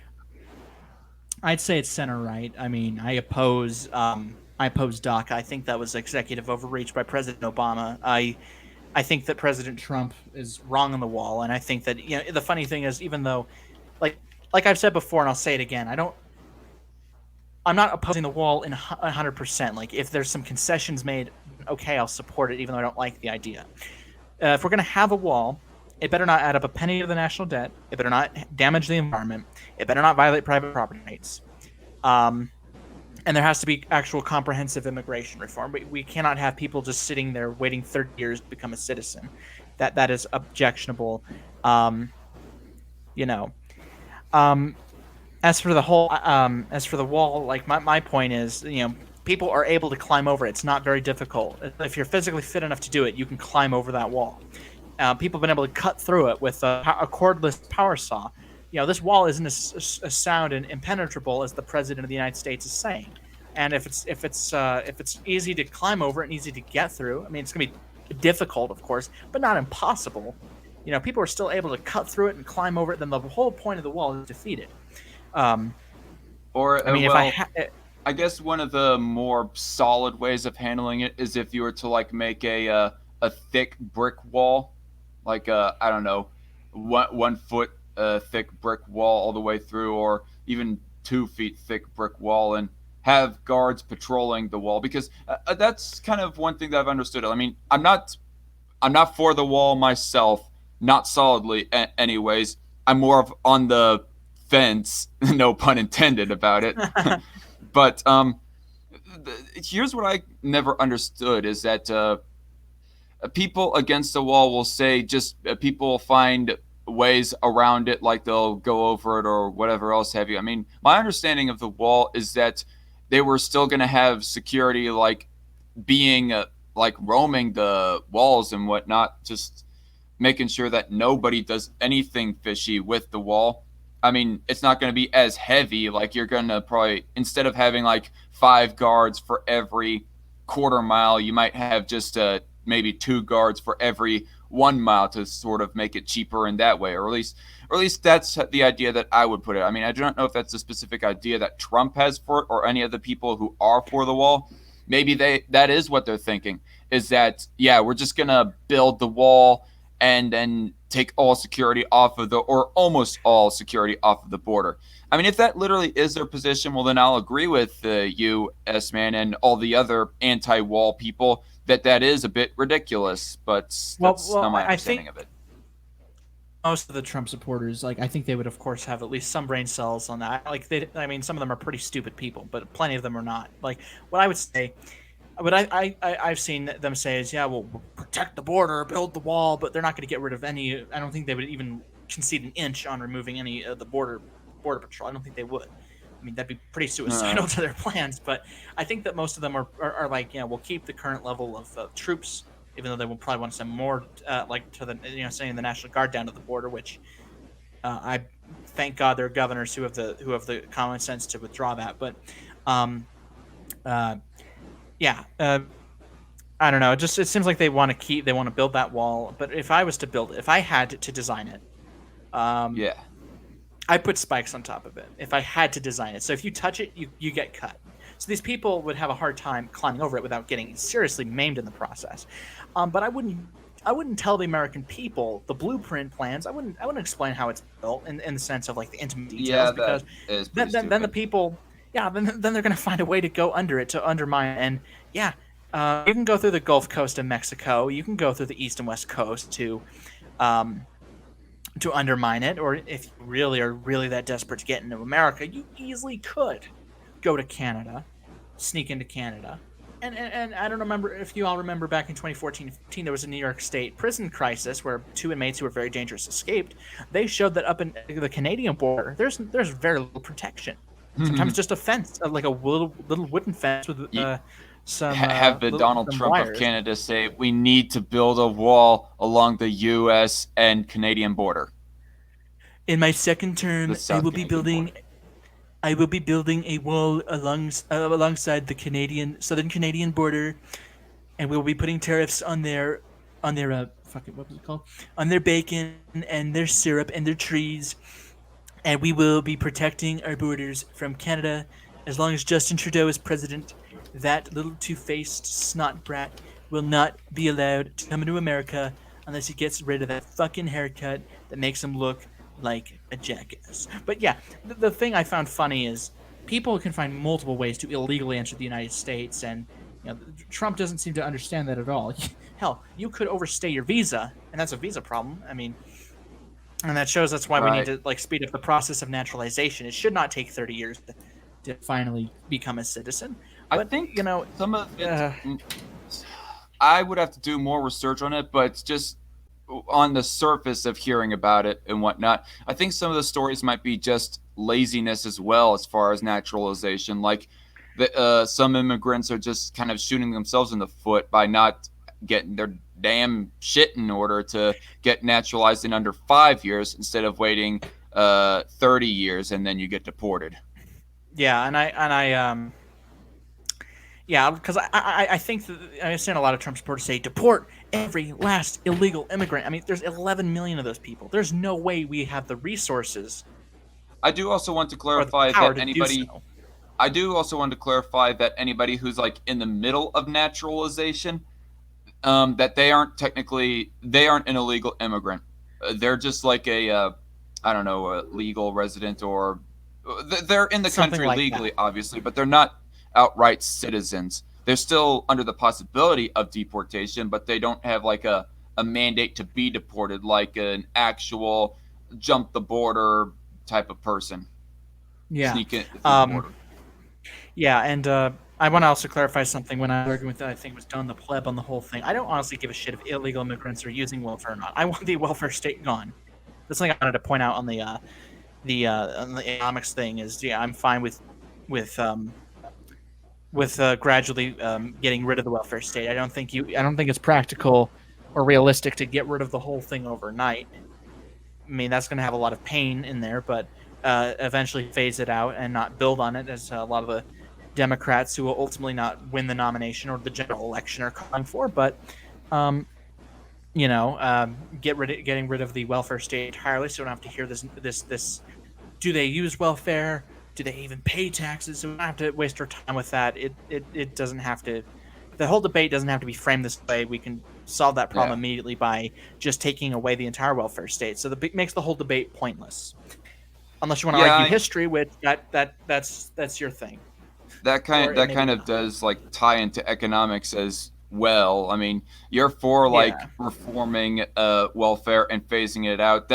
That's one thing that I personally definitely know about you, is that's your general position when it comes to welfare. You're for phasing it out, and that's not a left wing position. And all these people that want to call you a leftist, an outright leftist, just seem to not pay attention to that little thing. You just hear you say I'm against the wall, and oh, that's it. You're a Democrat, an American left Democrat now.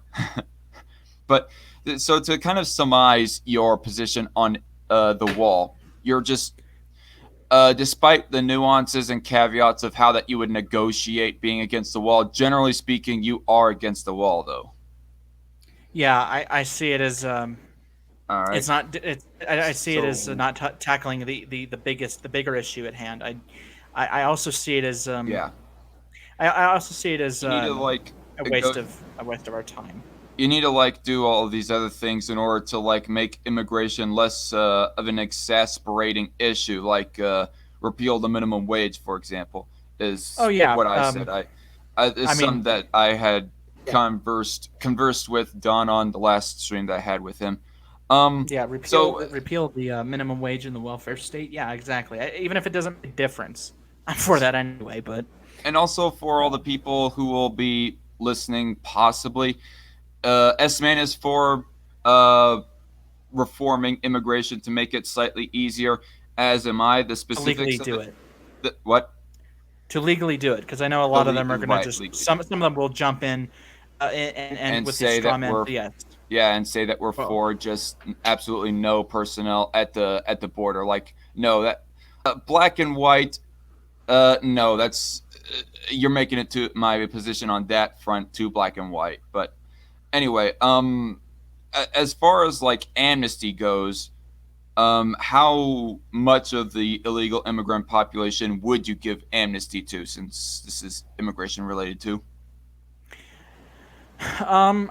this is something that I've thought about because we kind of did the same thing under President Reagan, and looking at it now, it's like obviously none of it would ever go to anyone who's committed a violent crime like murder or rape or something like that. Those people absolutely should be deported as soon as we possibly can.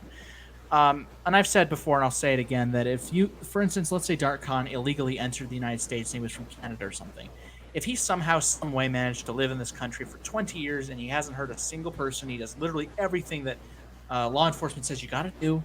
he does it, maybe even more so than actual American citizens. Um, I'd have him pay a fine. I'd have him do some community service, but I wouldn't deport him. I would say that he needs to go through the process like everyone else, and if he refuses, then yes, we will deport you. But I'd say that it'd be very, very limited. If we're going to give amnesty to the people, then it would be extremely limited, and it would not be really negotiable at all. They Right. would have to go through the proper channels. They'd go to the back of the line to those that are coming in legally to begin with.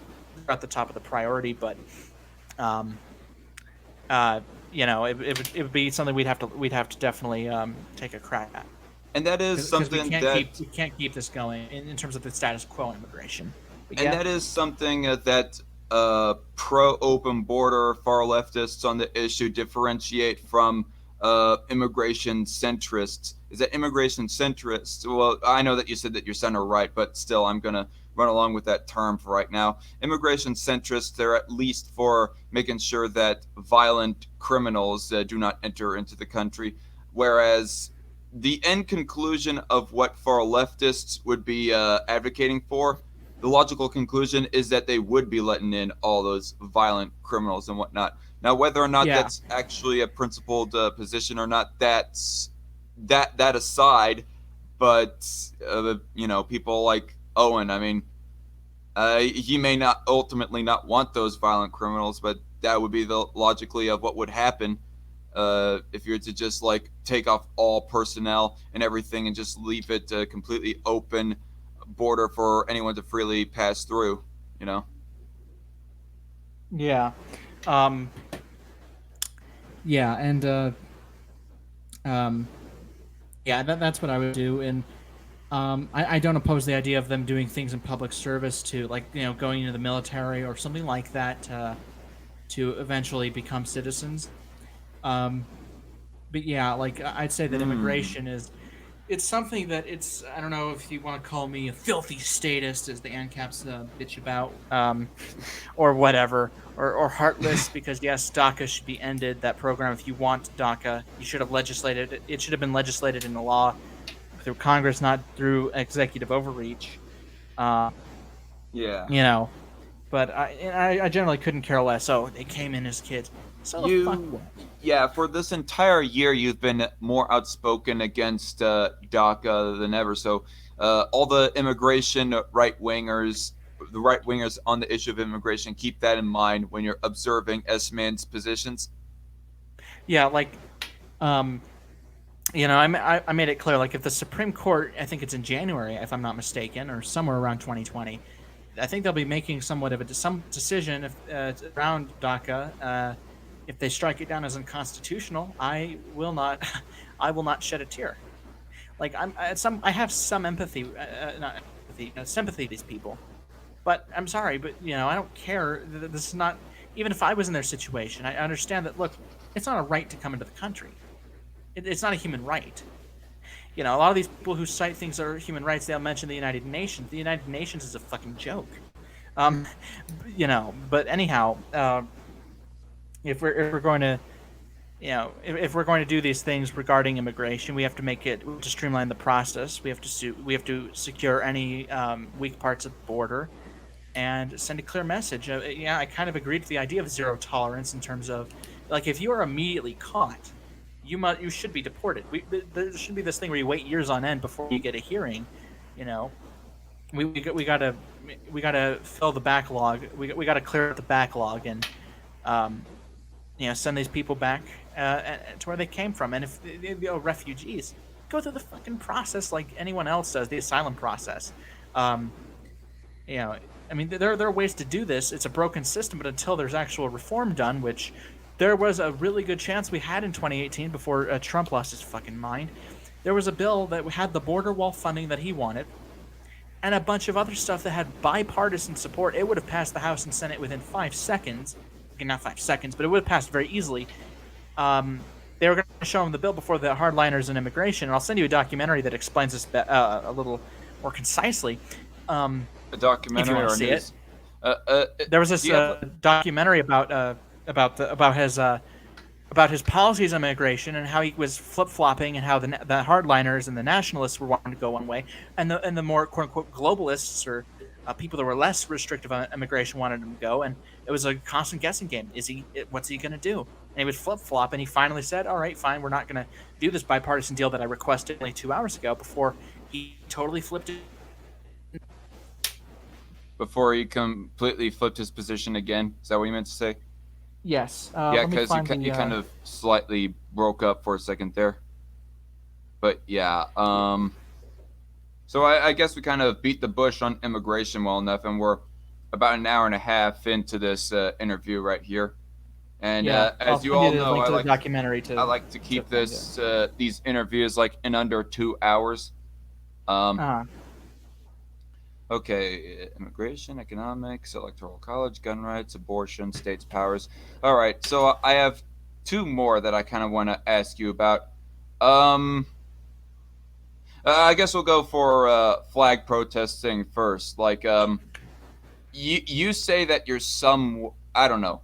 Would you say that you're somewhat against the idea of flag protesting and how people like Colin Kaepernick, for example, approach it, but you're just not that much outspoken about it?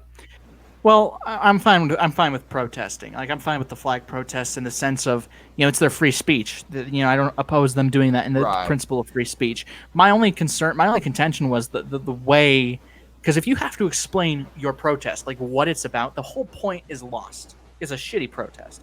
Like if you're Hmm. protesting Planned Parenthood, uh, and you're outside the clinic protesting, someone would have to be Anyway. someone would have to be really stupid not to understand. Oh, he's protesting against it, or um, if you're protesting outside a Oh, okay. Trump rally, I thought you were you gonna know, be like bashing on Planned Parenthood protesters for a second there. My bad. yeah, no, but Sorry. if you're like protesting either for or against it, if people can't tell what you're protesting, either they're really stupid or you're really bad at getting your message out.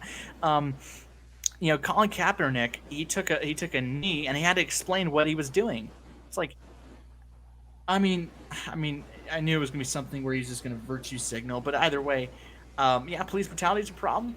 We're not gonna I'm not gonna disagree with him on that. I don't care if it happens once or it happens like 1,000 times. I think anytime public officials abuse their power, that's a huge problem. But you shouldn't have to explain it. It should be something someone should understand it immediately. Oh, this guy's protesting X, Y, Z, and it would make a lot more sense. And he'd probably get a lot more uh, attention, positively at least, to do it where people understand it immediately. This is you should what you're doing. Like if I'm protesting, for instance, I'm protesting the dark conservatarian. I would write in the chat, dark con bad. As some Trump supporters jokingly say that the anti-Trump people just say orange man bad. Yeah. Hello. Yeah. For a second there, it sounded like that you almost got cut off or something. Well, No, okay, I just saw a tweet from a mutual who just wrote something really funny. I mean, I just want to say that it kind of goes without saying that obviously you're not for like creating laws that bans Colin Kaepernick Of course. from protesting. I mean, that's my position as well, and I kind of would like to think that generally conservatives, social, even the like social neocons, generally speaking, at least, are not for like legislatively banning Colin Kaepernick from doing it. They're just for nagging him and boycotting the NFL at least, and they're totally in their rights for taking that approach to Colin Kaepernick, his flag and national anthem protesting and so forth. But I guess my question to you is not whether or not you want it banned, but whether or not you think it should happen in the way that it's happening. Um, I'm pretty apathetic about that situation. If I was to do it, which that wouldn't happen, but if I was in his shoes, So you say that you have almost no opinion, yeah, almost no opinion, but I guess to kind of just neutral on it. yeah, kind of neutral. I thought like protesting the flag. Like I don't think the government represents the flag. I don't think the flag represents the Right. U.S. government, but I think it's more of a matter of Oh yeah, if You people want know, to protest the U.S. government, I say protest the federal crest, or I can't remember what it's actually called, but you know what I'm talking about. It's the one with the eagle that's holding the olive branches and uh, stuff like that. I mean, if you yeah, want to protest the government, I think that would be a more accurate way of doing it. Whereas the flag like represents the people and the culture, and I would say even the founding constitution of the country more than anything else, and just the country overall, not the government itself. And that's my issue as to why that I will say that I am against flag protesting. I mean, that is if you like legitimately do like the country. Well, then it would seem kind of ironic that you would be protesting the flag. I mean, you want to see the U.S. improve? Yeah, go ahead. I mean, I want the U.S. to improve. I want the U.S. to abolish the EPA and the thousands of different bureaucracies that it has that intervenes into the economy and so forth. I want the government to get the military out of many of the wars that we're participating in now, and all that other kinds of stuff. yeah. But Do you have any foreign nonetheless, I policy questions, still. by the way?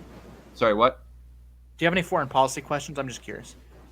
Not really. I mean, I think everybody already knows that you're strictly a non-interventionist, anti-democracy movements or overseas democracy building, more specifically.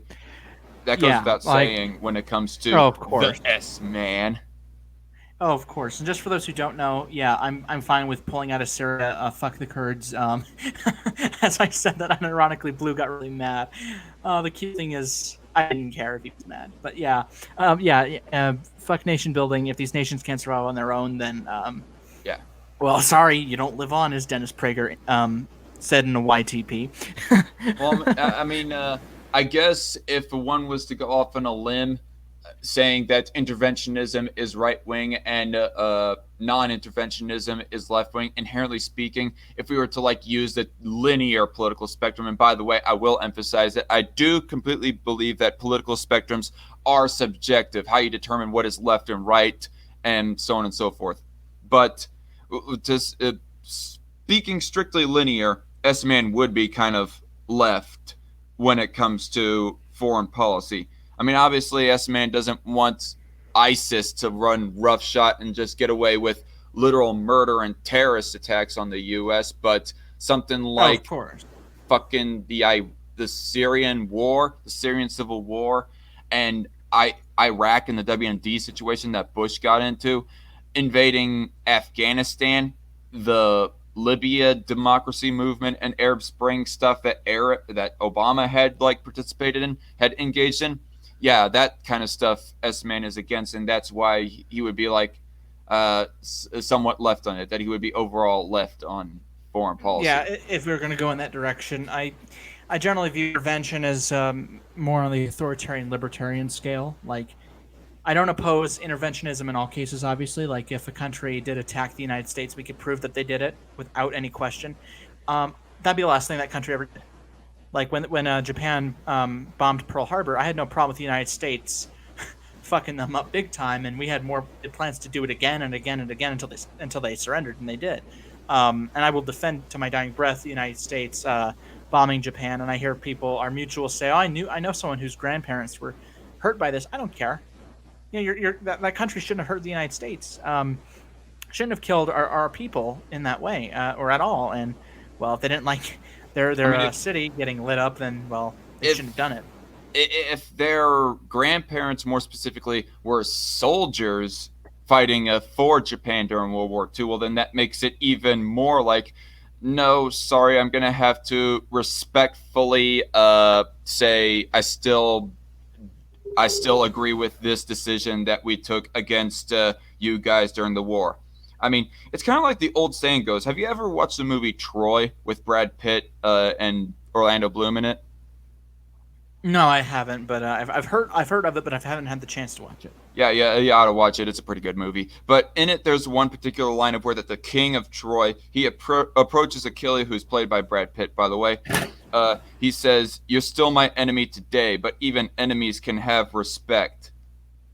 So basically, I would like prefer that kind of a circumstance. Like unless you're like committing like I mean, when it comes to war, I like to hold the leaders more responsible for like wanting to carry out these acts of aggression against different countries. Like, hey, we didn't do anything wrong, so why are you declaring war against us, etc., etc.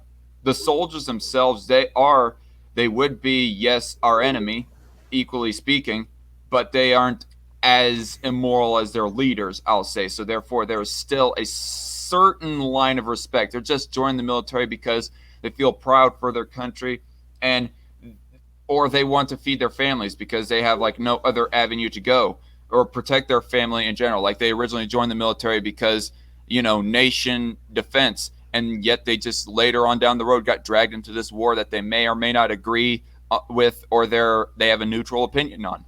I mean, Yeah. unless they actually fully agree with the idea of, for example, holocausting the Jews, applying this to German soldiers, well, then I say that there's still a certain line of respect to be given to the soldiers. I mean, and by the way, people, do not strawman me on this one. This is not me being apologist to the Nazi party, for fuck's sake, or Hitler or anything else like that. Oh fuck! I can already, It's I just can a already hear it. fucking example that I'm bringing up for, unless the given soldier that we are talking about, who is a soldier of an enemy nation, wants to commit something as atrocious as that, is actually for something as atrocious like that, I think there's still a certain line of respect that we can pay to such soldiers. Yeah, like, and I want to make it clear. I know that the civilians who died in this had nothing to do with Japan bombing the United States, but so there were some civilians that died in the aftermath, who died as a result of Pearl Harbor. So I just see it as a fair retaliation. If we could have done this without killing a single civilian in Japan, I would have been all for it. I would have been all for somehow us capturing the head of state in Japan at the time of Pearl Harbor, and I would have been all fine with him personally, and those who were complicit and who knew better and who had the ability to stop this. I would have had them all executed, like right then and there. They all would have been executed for what they had done against our own people as well. Um, Yeah, but yeah, so there's and if people want to know more about the foreign policy beliefs, they can just ask me instead of just making the assumptions. But getting yeah. back to I flag mean, protesting, I generally don't care. Like I see it as, I okay. may see your protest as like a waste of time, and it's probably very poorly thought out. But you're not like hurting anyone. I might point and laugh at you and say that your protest doesn't mean a damn thing, but like I would filibuster, or actually no, I would stage protests to protect your right to protest of legislators who get butthurt over everything and try to do anything. There What were might you be. gonna say? Yeah, I was just wanting to say that I think we should move on very quickly from this particular subject. I mean, there might be some nuances of your regarding flag protesting that I'm kind of forgetting for right now, that I feel like need to be addressed, but I cannot think of them off the top of my head right now. But for right now, we'll just leave that issue aside for right now. Okay, so now the big one, the one that S Man was most known for having all his life, even way back when he was like at least a center left social democrat, Bernie loving Bernie loving Democrat, is the death penalty. Yes. So So yeah, for most of S Man's time, he was like for the death penalty. I mean, even before he was known for being a capitalist and for being anti-feminism, or at least anti-intersectional feminism, even before those, which are some staple beliefs with S Man nowadays, before those, one of his staple subjects was death penalty, being for it, and he was like that was more of a staple issue, a more well-known staple issue, well, than anything else for a longer yeah, time. And yeah, now it seems that S-Man is against the death penalty being a thing, and how that we handle criminals is what I'm understanding. So go ahead and explain your position on death penalty and what I may or may not have got wrong. S-Man. okay. So the position of the time was, if you kill somebody, you ought to face the same punishment. It's only a fair treatment. If you don't want to die, you shouldn't kill people. Of course, even during those days, I understood there were huge flaws with capital punishment, and that if we're going to do it, we ought to get it right on the first try. So that means no botched executions. We follow every legal procedure that exists. We make sure that it's streamlined so it doesn't waste the taxpayers' dollars. And it also ensures that we decide, okay, if this person's fit and qualified to die, if we're going to do this, we're going to do it right or we're not going to do it at all. Understanding that, I have also understood since that entire time that it's easier said than done. I think Right. that I think that politics is understanding that it's easy to say, it's hard to do. So, you know, so I understand. I'm not trying to sound unrealistic. I understand that some of this will never happen. So But if it so I'm ever comes sorry. close to happening, I would support it. But the current position is, to get to the point. Um, I'm fine with restricting capital punishment. Like, no more of this lethal injection bullshit. It doesn't work. Right. No gas chamber executions, hanging or firing squad. I'm fine with that. If I had to choose, I'd choose a firing squad. But we got to Okay. put a cap on having these people stay on death row for so long, because that's just a life sentence. Like, there was a dude who died recently in my home state. He spent So 30 years on death row. It just wasn't worth the time or the money. you're not outright again. You're not outright anti-death penalty. You're just pro-death penalty reform, like heavy reforms on it. Yeah, and if we can't, and just for those who will say, "Oh, we can't do it," if it ultimately isn't going to happen, okay, fine, we can get rid of it. If the reforms are Right. just not going to happen, whether we don't have the support or whether it just we do end up getting it through, but it doesn't pan out, then I'd say, okay, fine, we will get rid of it. And I do sympathize with the fiscal aspect of getting rid of it, but I understand that. Um, I sympathize with those who say, "Oh, it doesn't make you any better." I mean, I see it as, it's more than fair in the sense of, it's the idea that, okay, you killed somebody. If you didn't want that to happen to you, you shouldn't have done it. Granted, the Yeah. justice system is far from fair, and if there's any one Hmm. reason to get rid of capital punishment, that's the reason. The money aspect is another, but the fairness, I would say, is the biggest reason. And Right. um, That I is don't, probably I the never, biggest yeah, reason as to why particularly libertarians are like against the death penalty. They're like, oh yeah, I'm all for school shooters and pedos like getting killed, but there's the cost issue of it. And I guess that's something that would make even me kind of standoffish about the death penalty. But more subjectively speaking, I'm for giving out the death penalty to, say, the Parkland shooter, for example, or the yeah. attempted Texas shooter. Like, there's no dispute that those people committed those crimes. There's no way you can be falsely accused of shooting up a school. And another Okay, thing, I've always, 1 second. I got to address this fucking straw man by Pumpkin Row. I didn't figure he'd be anti-death penalty since he's cool with the government mass murdering innocent people. like I said, if we could Dun have, dun dun dun dun dun dun dun dun dun if this could dun. have been done, Dun, dun, dun, if dun, this dun, could have, dun, dun, dun, dun, dun, dun. Mr. dark time. Strawman, give me a break. Sorry. Like I said, if this could have been handled in a way in which no civilians in Japan who had nothing to do with it, if we could have done this without them dying, not a single one, I would have said, absolutely, let's do it that way. Yeah. As for capital punishment, go ahead, go ahead. As far as S-Man being pro government mass murdering innocent people, yeah, did we forget to mention that S-Man was all for the Nazi Holocaust on the Jews? Oh, clearly, guys. I completely forgot to mention that to the chat right now. Well, And also S-Man, he was totally for the Trail of Tears. He was totally for the killing mass amounts of Native Americans and so on and so forth. Clearly, he's pro killing innocent, mass murdering innocent people.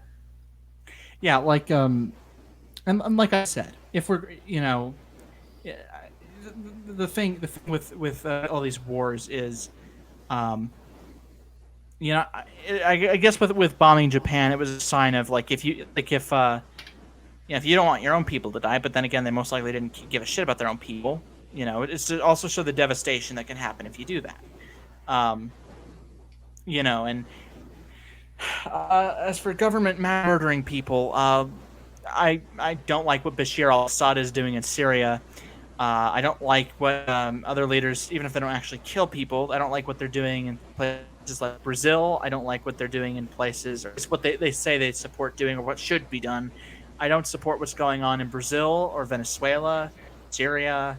Um, I back the people in Hong Kong are protesting their government. Um, but like I said, if we're going to keep capital punishment in America, which I think we're not, I think it's actually on the way out. If we're going off of public polling, but polling tends to be useless.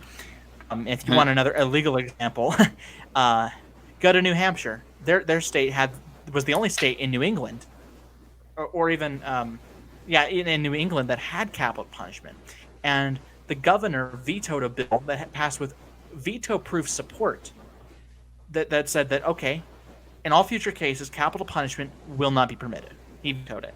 And with a 2/3 majority of the Democratic-controlled legislature and some Republicans, they overrode the veto. And now there's no state in New England that has capital punishment. There's only like one state that still has it in the Northeast, and that's Pennsylvania. But they haven't done anything. And the governor has a moratorium in place, so there will be like no executions in Pennsylvania probably ever again. But if we're going to do it, we have to do it as cleanly, fairly, and humanely. I don't like the idea of you waiting 43 minutes to die by lethal injection. If we're going to be having the state have that power, if it's not going to be done fairly, if it's not going to be done ethically or humanely, then yeah, I would say get rid of it entirely. I don't oppose getting rid of it. I used to wholeheartedly oppose it. I never believed that, it reduces crime rates. There's no proof of that. But it was just the principle of, if you're going to hurt people, Right. you more than deserve the same treatment you gave anyone else. And I do want to say that yeah. if it's a rather young mass murderer who is going to end up living possibly till like they're 80 or something like that on a life sentence, if they were like caught whatnot, I would kind of argue that it would almost be cheaper to give them the death penalty. I mean, if they're like some old fuck who it's going to be more expensive with all the appeals and the court processes to determine if they are worthy of the death penalty or not, like an old fuck who like is a murderer, well then it may be cheaper to just have them be living a miserable life for the rest of their life in jail. And I would say have the guards tell the other prisoners, hey, this guy killed this person and that person. Bully them, won't you? or at least, oh no, I'm sorry, Your Honor, but I accidentally left his cell unlocked. Or I wasn't watching for 30 minutes as he went to the fucking showers. but the whole thing, I'm all about criminal justice reform. Like, I'm all about doing what we can to be stuck within the Eighth Amendment, whatever we can do to allow to embolden the Eighth Amendment. Like when we're talking about COPPA, that's a clear violation of the Eighth Amendment, whether they realize it or not. $42,000 fine a video is excessive as hell. I do want to say that that's kind of something that I don't understand regarding the freaking. That's something that I don't understand regarding all the people who are passionately anti-death penalty. They're saying it violates the Eighth Amendment. It goes against the rule that we're not supposed to be dealing out cruel and unusual punishment. Here's the thing, though. They dealt out cruel and unusual punishment. Well, a cruel and unusual act, more specifically. It may not technically be a punishment. So therefore, isn't it like kind of a double negative right there? Like, are they really worthy of the Eighth Amendment when they violated, in a sense, other people's Eighth Amendment rights? I mean, that's kind of the thing when it comes to like handling of rights and so forth. Like, if somebody else has violated your rights in this area, are they really worthy of that right that they have violated of someone else's? Particularly in the short term of things, at least. Like, if somebody like commits theft today, well then in the short term they're either to be locked up or pay a fine or something else. But in the long term of things, of course, eventually their private property rights should be given back to them. Like, say 10 years after they've committed that act of theft, and they've already been punished for it.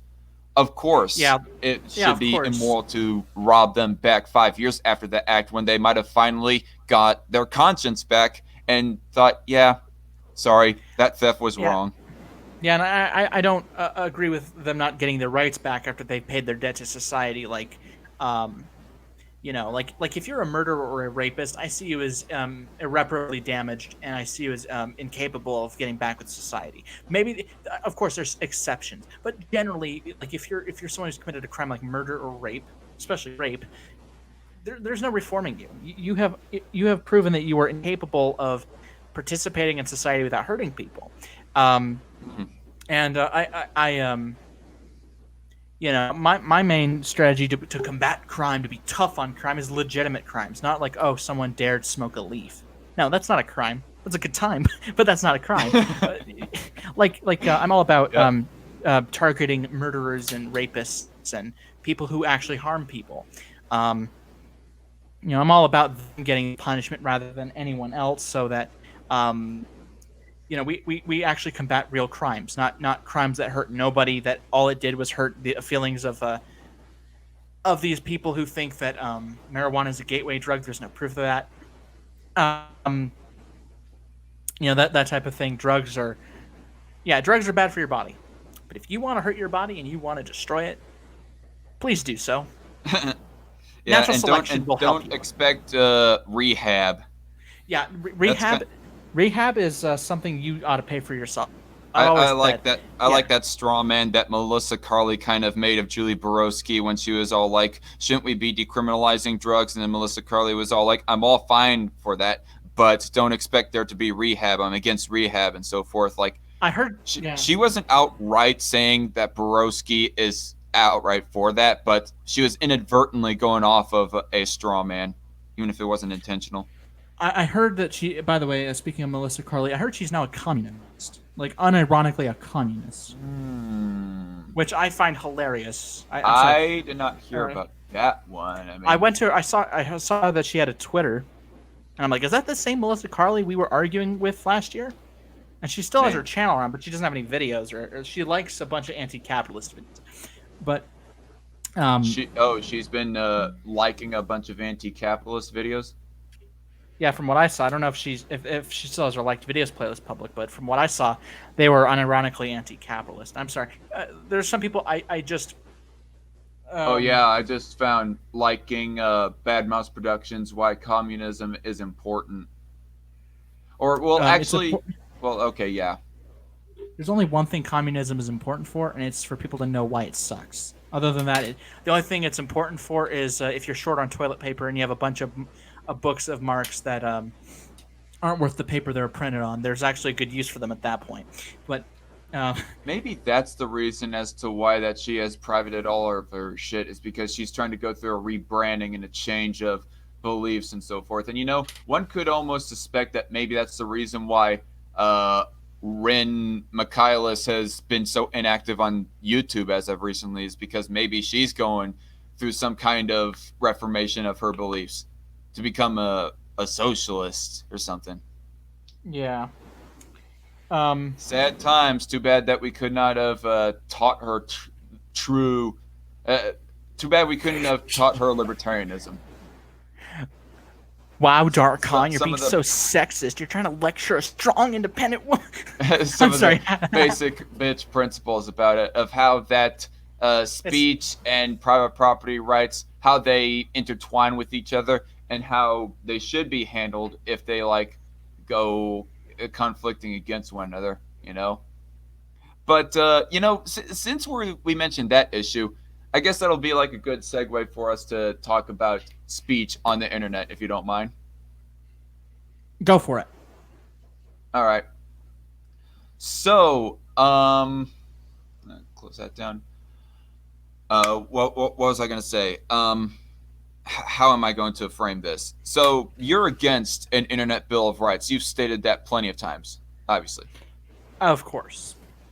All right, and so, but by extension, this is something I'm kind of curious. Like your own personal language codes, you've kind of been reforming.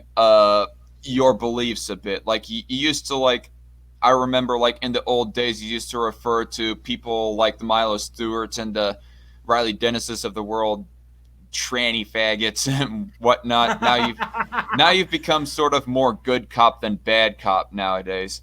And Well, I still remember our two collabs that we did with each other against Ren Michaelis, and you were playing good cop, and I was essentially bad cop. It's an interesting dynamic, but I just want to like. yeah. Okay, so obviously, in your own personal language codes, you've refrained considerably more from using any type of slurs at all, be it tranny or the N word, the forbidden word. And clarifying, it was the word nigga with an A, not Yes. an ER. Okay, I don't say that unless I'm quoting something. And if people are going to take that out of the context, then may they fall on a sword. But yeah, Yes, about that. but Clarifying the language. Yeah. well, I guess you can Um, quickly clarify that, but I want to go onto like legal side of things and how an internet company should like run speech on their platform. But go on. Okay, so reforming my own language, I just saw it as being unnecessarily mean-spirited. So, and generally, I will only use those words if I'm quoting someone, if I'm reading something. Like if I read a tweet from War Corpse, which his Twitter is suspended for those who don't know. But if I was to read a tweet from him and quote it, like what War Corpse said, and I quote, um, you know, he said that he calls Riley Dennis this or that, like I'll quote it. But if I don't have to say it, I won't. As for Mhm. as for internet companies and how they set their own standards Well, or what okay. standards they set, One thing at a time. But I want to say that I kind of agree with that. I mean, I like to be civil with people as long as they're willing to be civil. In the case of War Corps, like you mentioned, like he's been consistently on his videos calling pro-lifers, pro-life conservatives, a bunch of idiots and whatnot, and just it's just making me, oh yeah, this guy doesn't want a civil conversation. Fuck you, War Corpse, you fucking shithead, you fucking Neanderthal or whatever. That if I was to like make a response video to him where he's calling conservatives idiots, damn right I'll start to unload on him back. And by the way, that's well, something that both Tim Horn and Owen don't seem to quite grasp so much. I mean, if you want me to be civil to you, please be civil to me as well. Otherwise, if you're going well, to yeah. continue to not be civil, well then, uh, gloves off, motherfucker. And apparently, Tim Horn. Oh Tim man, Horn is Tim Horn is uh, he's a he special he kind of he, look, stupid. he is the emphasis in Special Ed, and he is like War Corpse's left wing counterpart. But about Oh being no, I civil, look, would say he's more stupid than War Corpse. I have no What? problem being civil towards people as long as they're civil to me. Like if you're like I said earlier, or I don't know if I said it on air. If you're polite to me, I'll be polite to you. But the moment you're being uncharitable, dishonest, and things like that, I have no problem degrading you. I had no problem, um, I had no problem being verbally abusive, if you want to put it, towards people who just did. They asked the same question 5 or 6 times. I already answered it. At some point, it's either you're too stupid to understand what's being said, or you know, yeah, it's mostly that. Either you're too stupid to understand what's being said, or um, yeah. Actually, no. There's nothing else. Actually, that's just it. Um, or you really didn't like the answer, but that's the answer, and if you don't like it, then fuck off. But yeah. Okay, So yeah, so yeah, that's pretty talking much about you don't want any laws like I mean, it kind of goes without saying, but just a quick yes or no answer. You don't want any laws at all to be restricting people from saying racial slurs, no matter how obscene they are. yeah, exactly. Like I But yeah, say something like slander and defamation, like if I somebody would was to accuse, say, bring up an example, Secular Hawk of being a pedophile or whatever. You would want that person accusing him of being such to be taken to court and punished. I would say to Hawk that he should sue him definitely. Like if, I mean, Yeah, accusations like that can ruin people's lives. Like we have seen um, false rape accusations have ruined people's lives, and yeah, um, that should be especially punished. Like like at least with a lawsuit. Like you know, I don't see the problem with having people sued for slander. I don't have a problem with people having their reputation destroyed for ruining someone else's life. I don't see the problem with that. Um, you know, like if someone said that um, Dark Khan was a pedophile, if someone said that and he sued them and they were financially crippled, that's cool with me. Um, now just to broaden this on internet regulations, like yes, I oppose the Internet Bill of Rights. I oppose net neutrality because guess what, people? Being on the internet is not a right. Being platformed is not a right. Like if StreamYard decided to be a total cunt to us, they don't have to platform us. Every But website on this S-Man, planet. but S-Man, you just said that you're pro-free speech when it comes to outside the internet. How can you not be pro-free speech inside the internet? Well, Min, as that's the nickname, Min. As it turns out, you can pro free speech, pro letting companies have their own policies and standards. If YouTube wants to be a total hypocrite, that's cool with me because we don't have to be using YouTube right now. Um, but um, like every time I hear these people mention that fucking monopolies are big tech. Okay, their practices are fucking awful. That's still a first world problem, and every time they mention something, um, a lot of times the talking points they make are total Right. conspiracy theories, and generally conspiracy theorists like occasionally they'll make a really good point. Like, yes, we all know that Epstein didn't kill himself. That's just fact. But there are times they'll say something, and it's like, um, there's no basis in reality. Like conspiracy theorists when they get it right are cool. But a lot of times they say things that are just blatantly untrue or they have zero proof for. It's just a bunch of coincidences that they think somehow equal anything of substance. Right. Out of the whole, like That's I'm for repealing every, not repealing, but overturning every Supreme Court decision that gives the federal government any power over the internet. Like, no, the president should right. block people if he wants. I mean, that's stupid, but he should. All public officials should. Hmm. Um, uh, every every internet regulation should either be repealed or seriously restricted, but I'd like to repeal it. Um, So, if I may ask, like, if you were to like run your own platform, S man, say if you were to be the owner of Twitter, Facebook, or YouTube, um, would your policy, what kind of speech restrictions would you put on your private company as far as what people can say, and would it even would racial slurs or any kind of other slur be restricted? And if people say them, they're to get striked or even kicked off the platform entirely. Like, what would be your policy? okay, so let's say I ran Twitter. First off, you get to edit your tweets. Second off, if because that's the one thing I want more than 240 characters. Yeah, like 280 somebody was characters, talking but- about the country Niger and they accidentally put in an extra G. and forgot the IA at the end. but my policy would be no harassment. So like no dogpiling. Um, and I don't see this as anti-free speech because this is not like the federal government or any government's doing this. This is just how you conduct yourself. You don't like it, you can leave. So no harassment and bullying, and harassment would be consistent, targeted um, contact that you're having with someone that they have requested you stop. Um, you could use those words, but they have to be in a certain context. If you're calling someone that, no, you don't get to do that. If you're quoting something, which Twitter's the worst place to do it because idiots take things out of context. If you're quoting someone, that's not a bannable thing. Overall, I'd say that it's a matter of generally there's block button, the mute button. If you threaten anyone or dox them or tweet porn at them, you get banned immediately.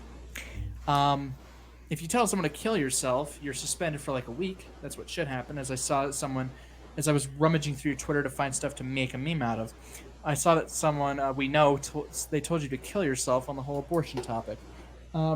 Yeah. Oh, That yeah. would be, That person, they said they didn't really mean it. They were high as fuck. They told me. Yeah, well, I don't think people should be making political arguments if they're on drugs, but that's just me. Yeah, Um, really. I mean, I asked him of. Anyway, go on. I don't want to go talking about that. The Twitter spats yeah, I get but in that are irrelevant. yeah, but that's just an example. Like, as long as anything you're doing does not uh, potentially affect someone's life and is not harassment or bullying, and not like like there'd be clear definitions. Like I would be making these definitions as clear as possible so that these pseudo intellectual pricks who have no sense, they're just boomers. They're really just fucking boomers, out of touch with reality.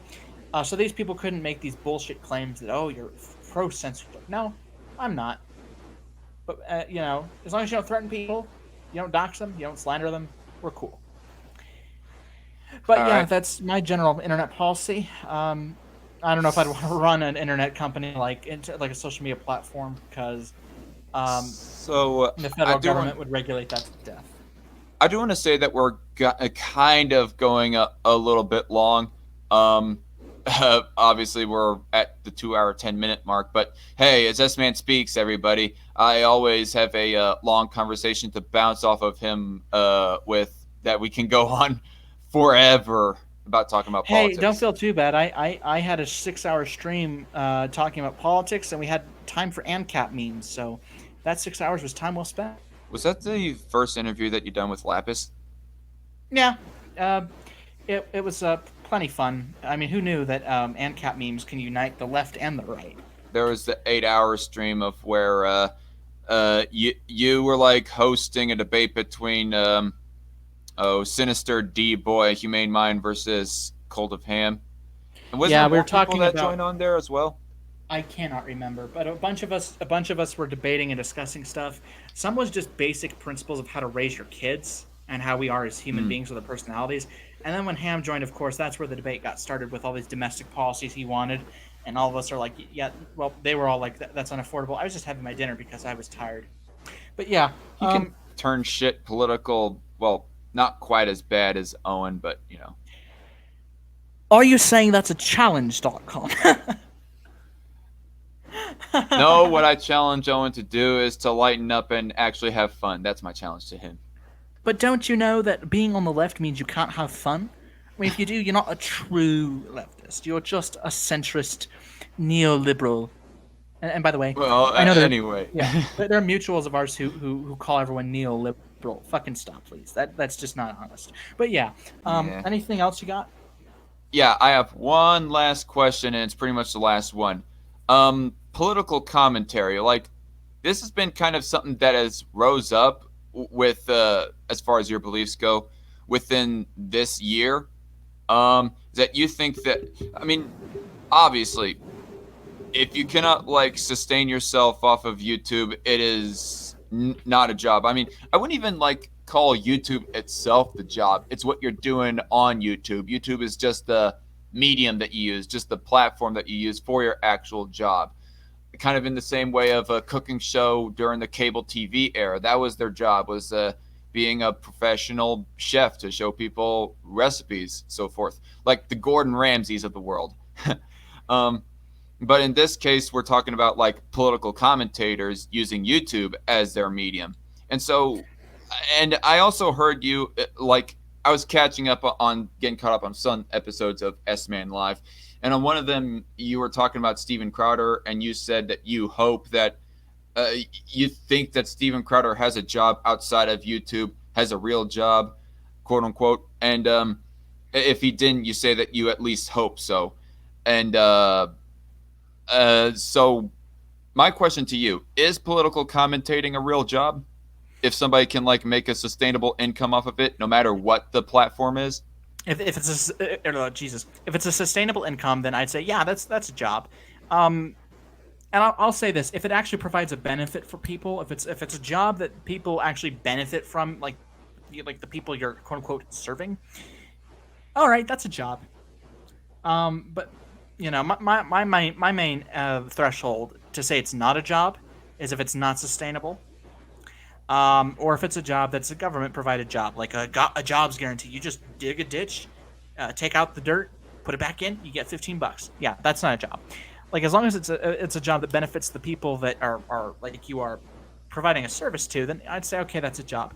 It's a very unusual job, maybe not a job in the traditional sense, but I'm not a big guy of I'm not a guy of who we must maintain traditions because reasons.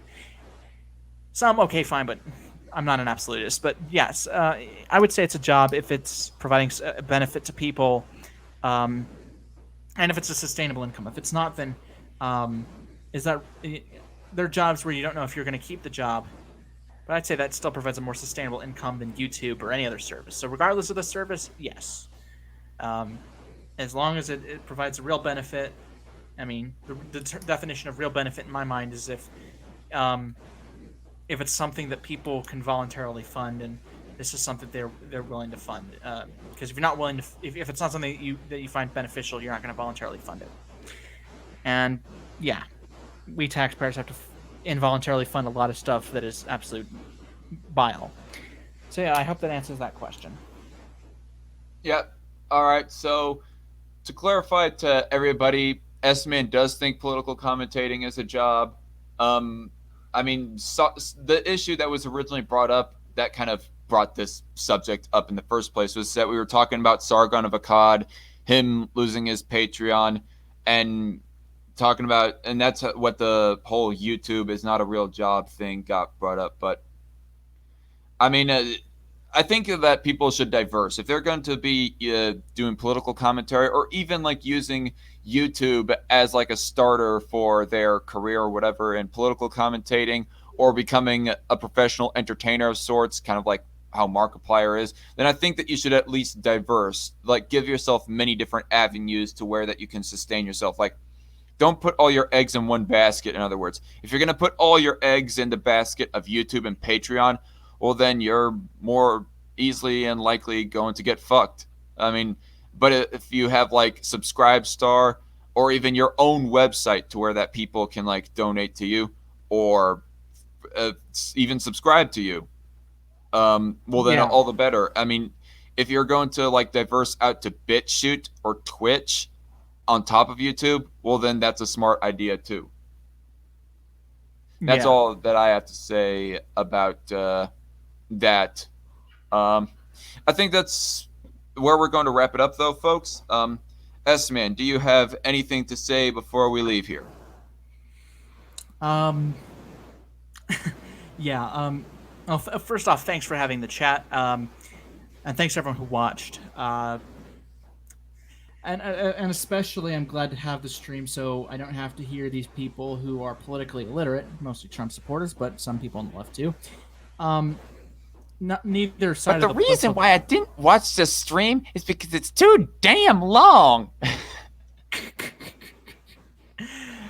That will might be the never... excuse, but if people want to have clarification on S-Man's beliefs that badly, well, then watch this stream.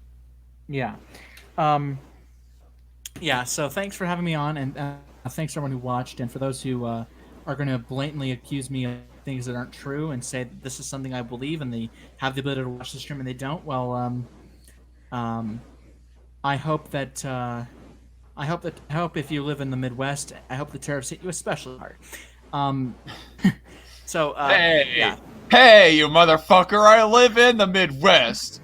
You fucking So you better asshole. hope these people you better hope these people are honest. No. Holy shit. Sorry, my mic fell over. Anyway, so yeah, that's my whole list of answers to DarkCon's questions. If you guys have any questions, feel free to tweet them at me, and Yeah. or go to my Curious Cat if you can find it. All right. I'm not sure if I saw like any truly relevant questions about your positions, questions of clarification and whatnot in the chat. So, yeah, that. Anyway, thank you, S-Man, for joining. It's been fun Yep. as always. I always enjoy these one-on-one streams. Like, I remember the days of when that we did nothing, of when that my streams were nothing but chats with you. The first 3 streams I ever done was just nothing but chats with you. And Yeah. but those days are long gone, and you know, people gotta spread their wings. Birds gotta spread their wings. But it's still nice to visit back on old times by having a chat with my good buddy, S-Man Speaks. So anyway, thank you all for joining. I am the Dark Conservatarian. This is my guest slash co-host S-Man Speaks, which that's another thing, S-Man. Join on Strike Force News more often, damn it. Jesus, I sound like I'm intoxicated. The next time you host one, I will try my best to get on, and I will promise you that I will make at least one joke at your expense. Oh, you know what? I just remembered something actually.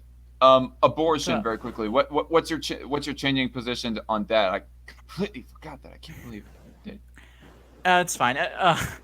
I was wondering if you were gonna. I was wondering if I was gonna have to say anything, but quickly. I'm still thinking this over, so I cannot. I'm not gonna use the pro-life, pro-choice label. I'm still thinking this over. Oh. I'm finding myself, and I was gonna save this for the. And now DarkCon gets a major erection. No, I'm just. No, I'm not into that shit. Sorry, S-Man. I'm gonna have to decline. I'm sorry. I'm not into pudgy quarter Mexican boys. All right. No, I was gonna say that DarkCon gets a major erection from hearing someone question abortion. But yeah, so basically, yeah, S-Man is kind of on the fence and is still trying to determine his position on that. Yeah, I'm like, I'll make it clear. I oppose late-term abortions unless the mom is gonna die. Right. There's sympathy for rape and incest, but when it comes to just to abort for the sake of convenience, I find that to be like, first off, there's so many ways you can prevent an unplanned pregnancy. It's not even funny.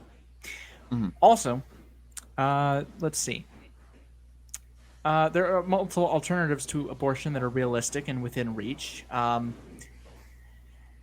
I think that it's just a matter of yeah, I don't know. It's a complicated thing. Like, I've always seen it as a necessary evil, but if there are realistic alternatives, then it removes the justification for it. And I don't think it makes you a fascist. I don't think it makes you hate women. I don't think that it's anti-bodily autonomy and all that other bullshit that makes pro-life choicers like me, or at least that's what I was beginning of the year, made me sound like a pro-lifer. In that one debate I had with someone, I was arguing almost trying to say, no, this is what the pro-lifers believe. This is not the straw man you came up with. That was the whole point, and it went right over his almond-shaped head. And with that, my friends, I will have to get back to you on that. If anyone does want to know more, I will be clarifying it in the on the year in review that I will be posting on December 31st, and I will answer that question once and for all for DarkCon. And, well, not for DarkCon. DarkCon, I don't have to answer for him. He's just some Kansas guy. No, I'll answer it for everyone on the year in review, and I'll clarify it further. So, yeah, And on if you this, do have an abortion, please do it as quickly as possible. Don't wait fucking 24 weeks or whatever. That's just way too long. Yep. But that aside, though, and on this high note, y'all have a good night. And God bless. See you later. Bye-bye. And bye.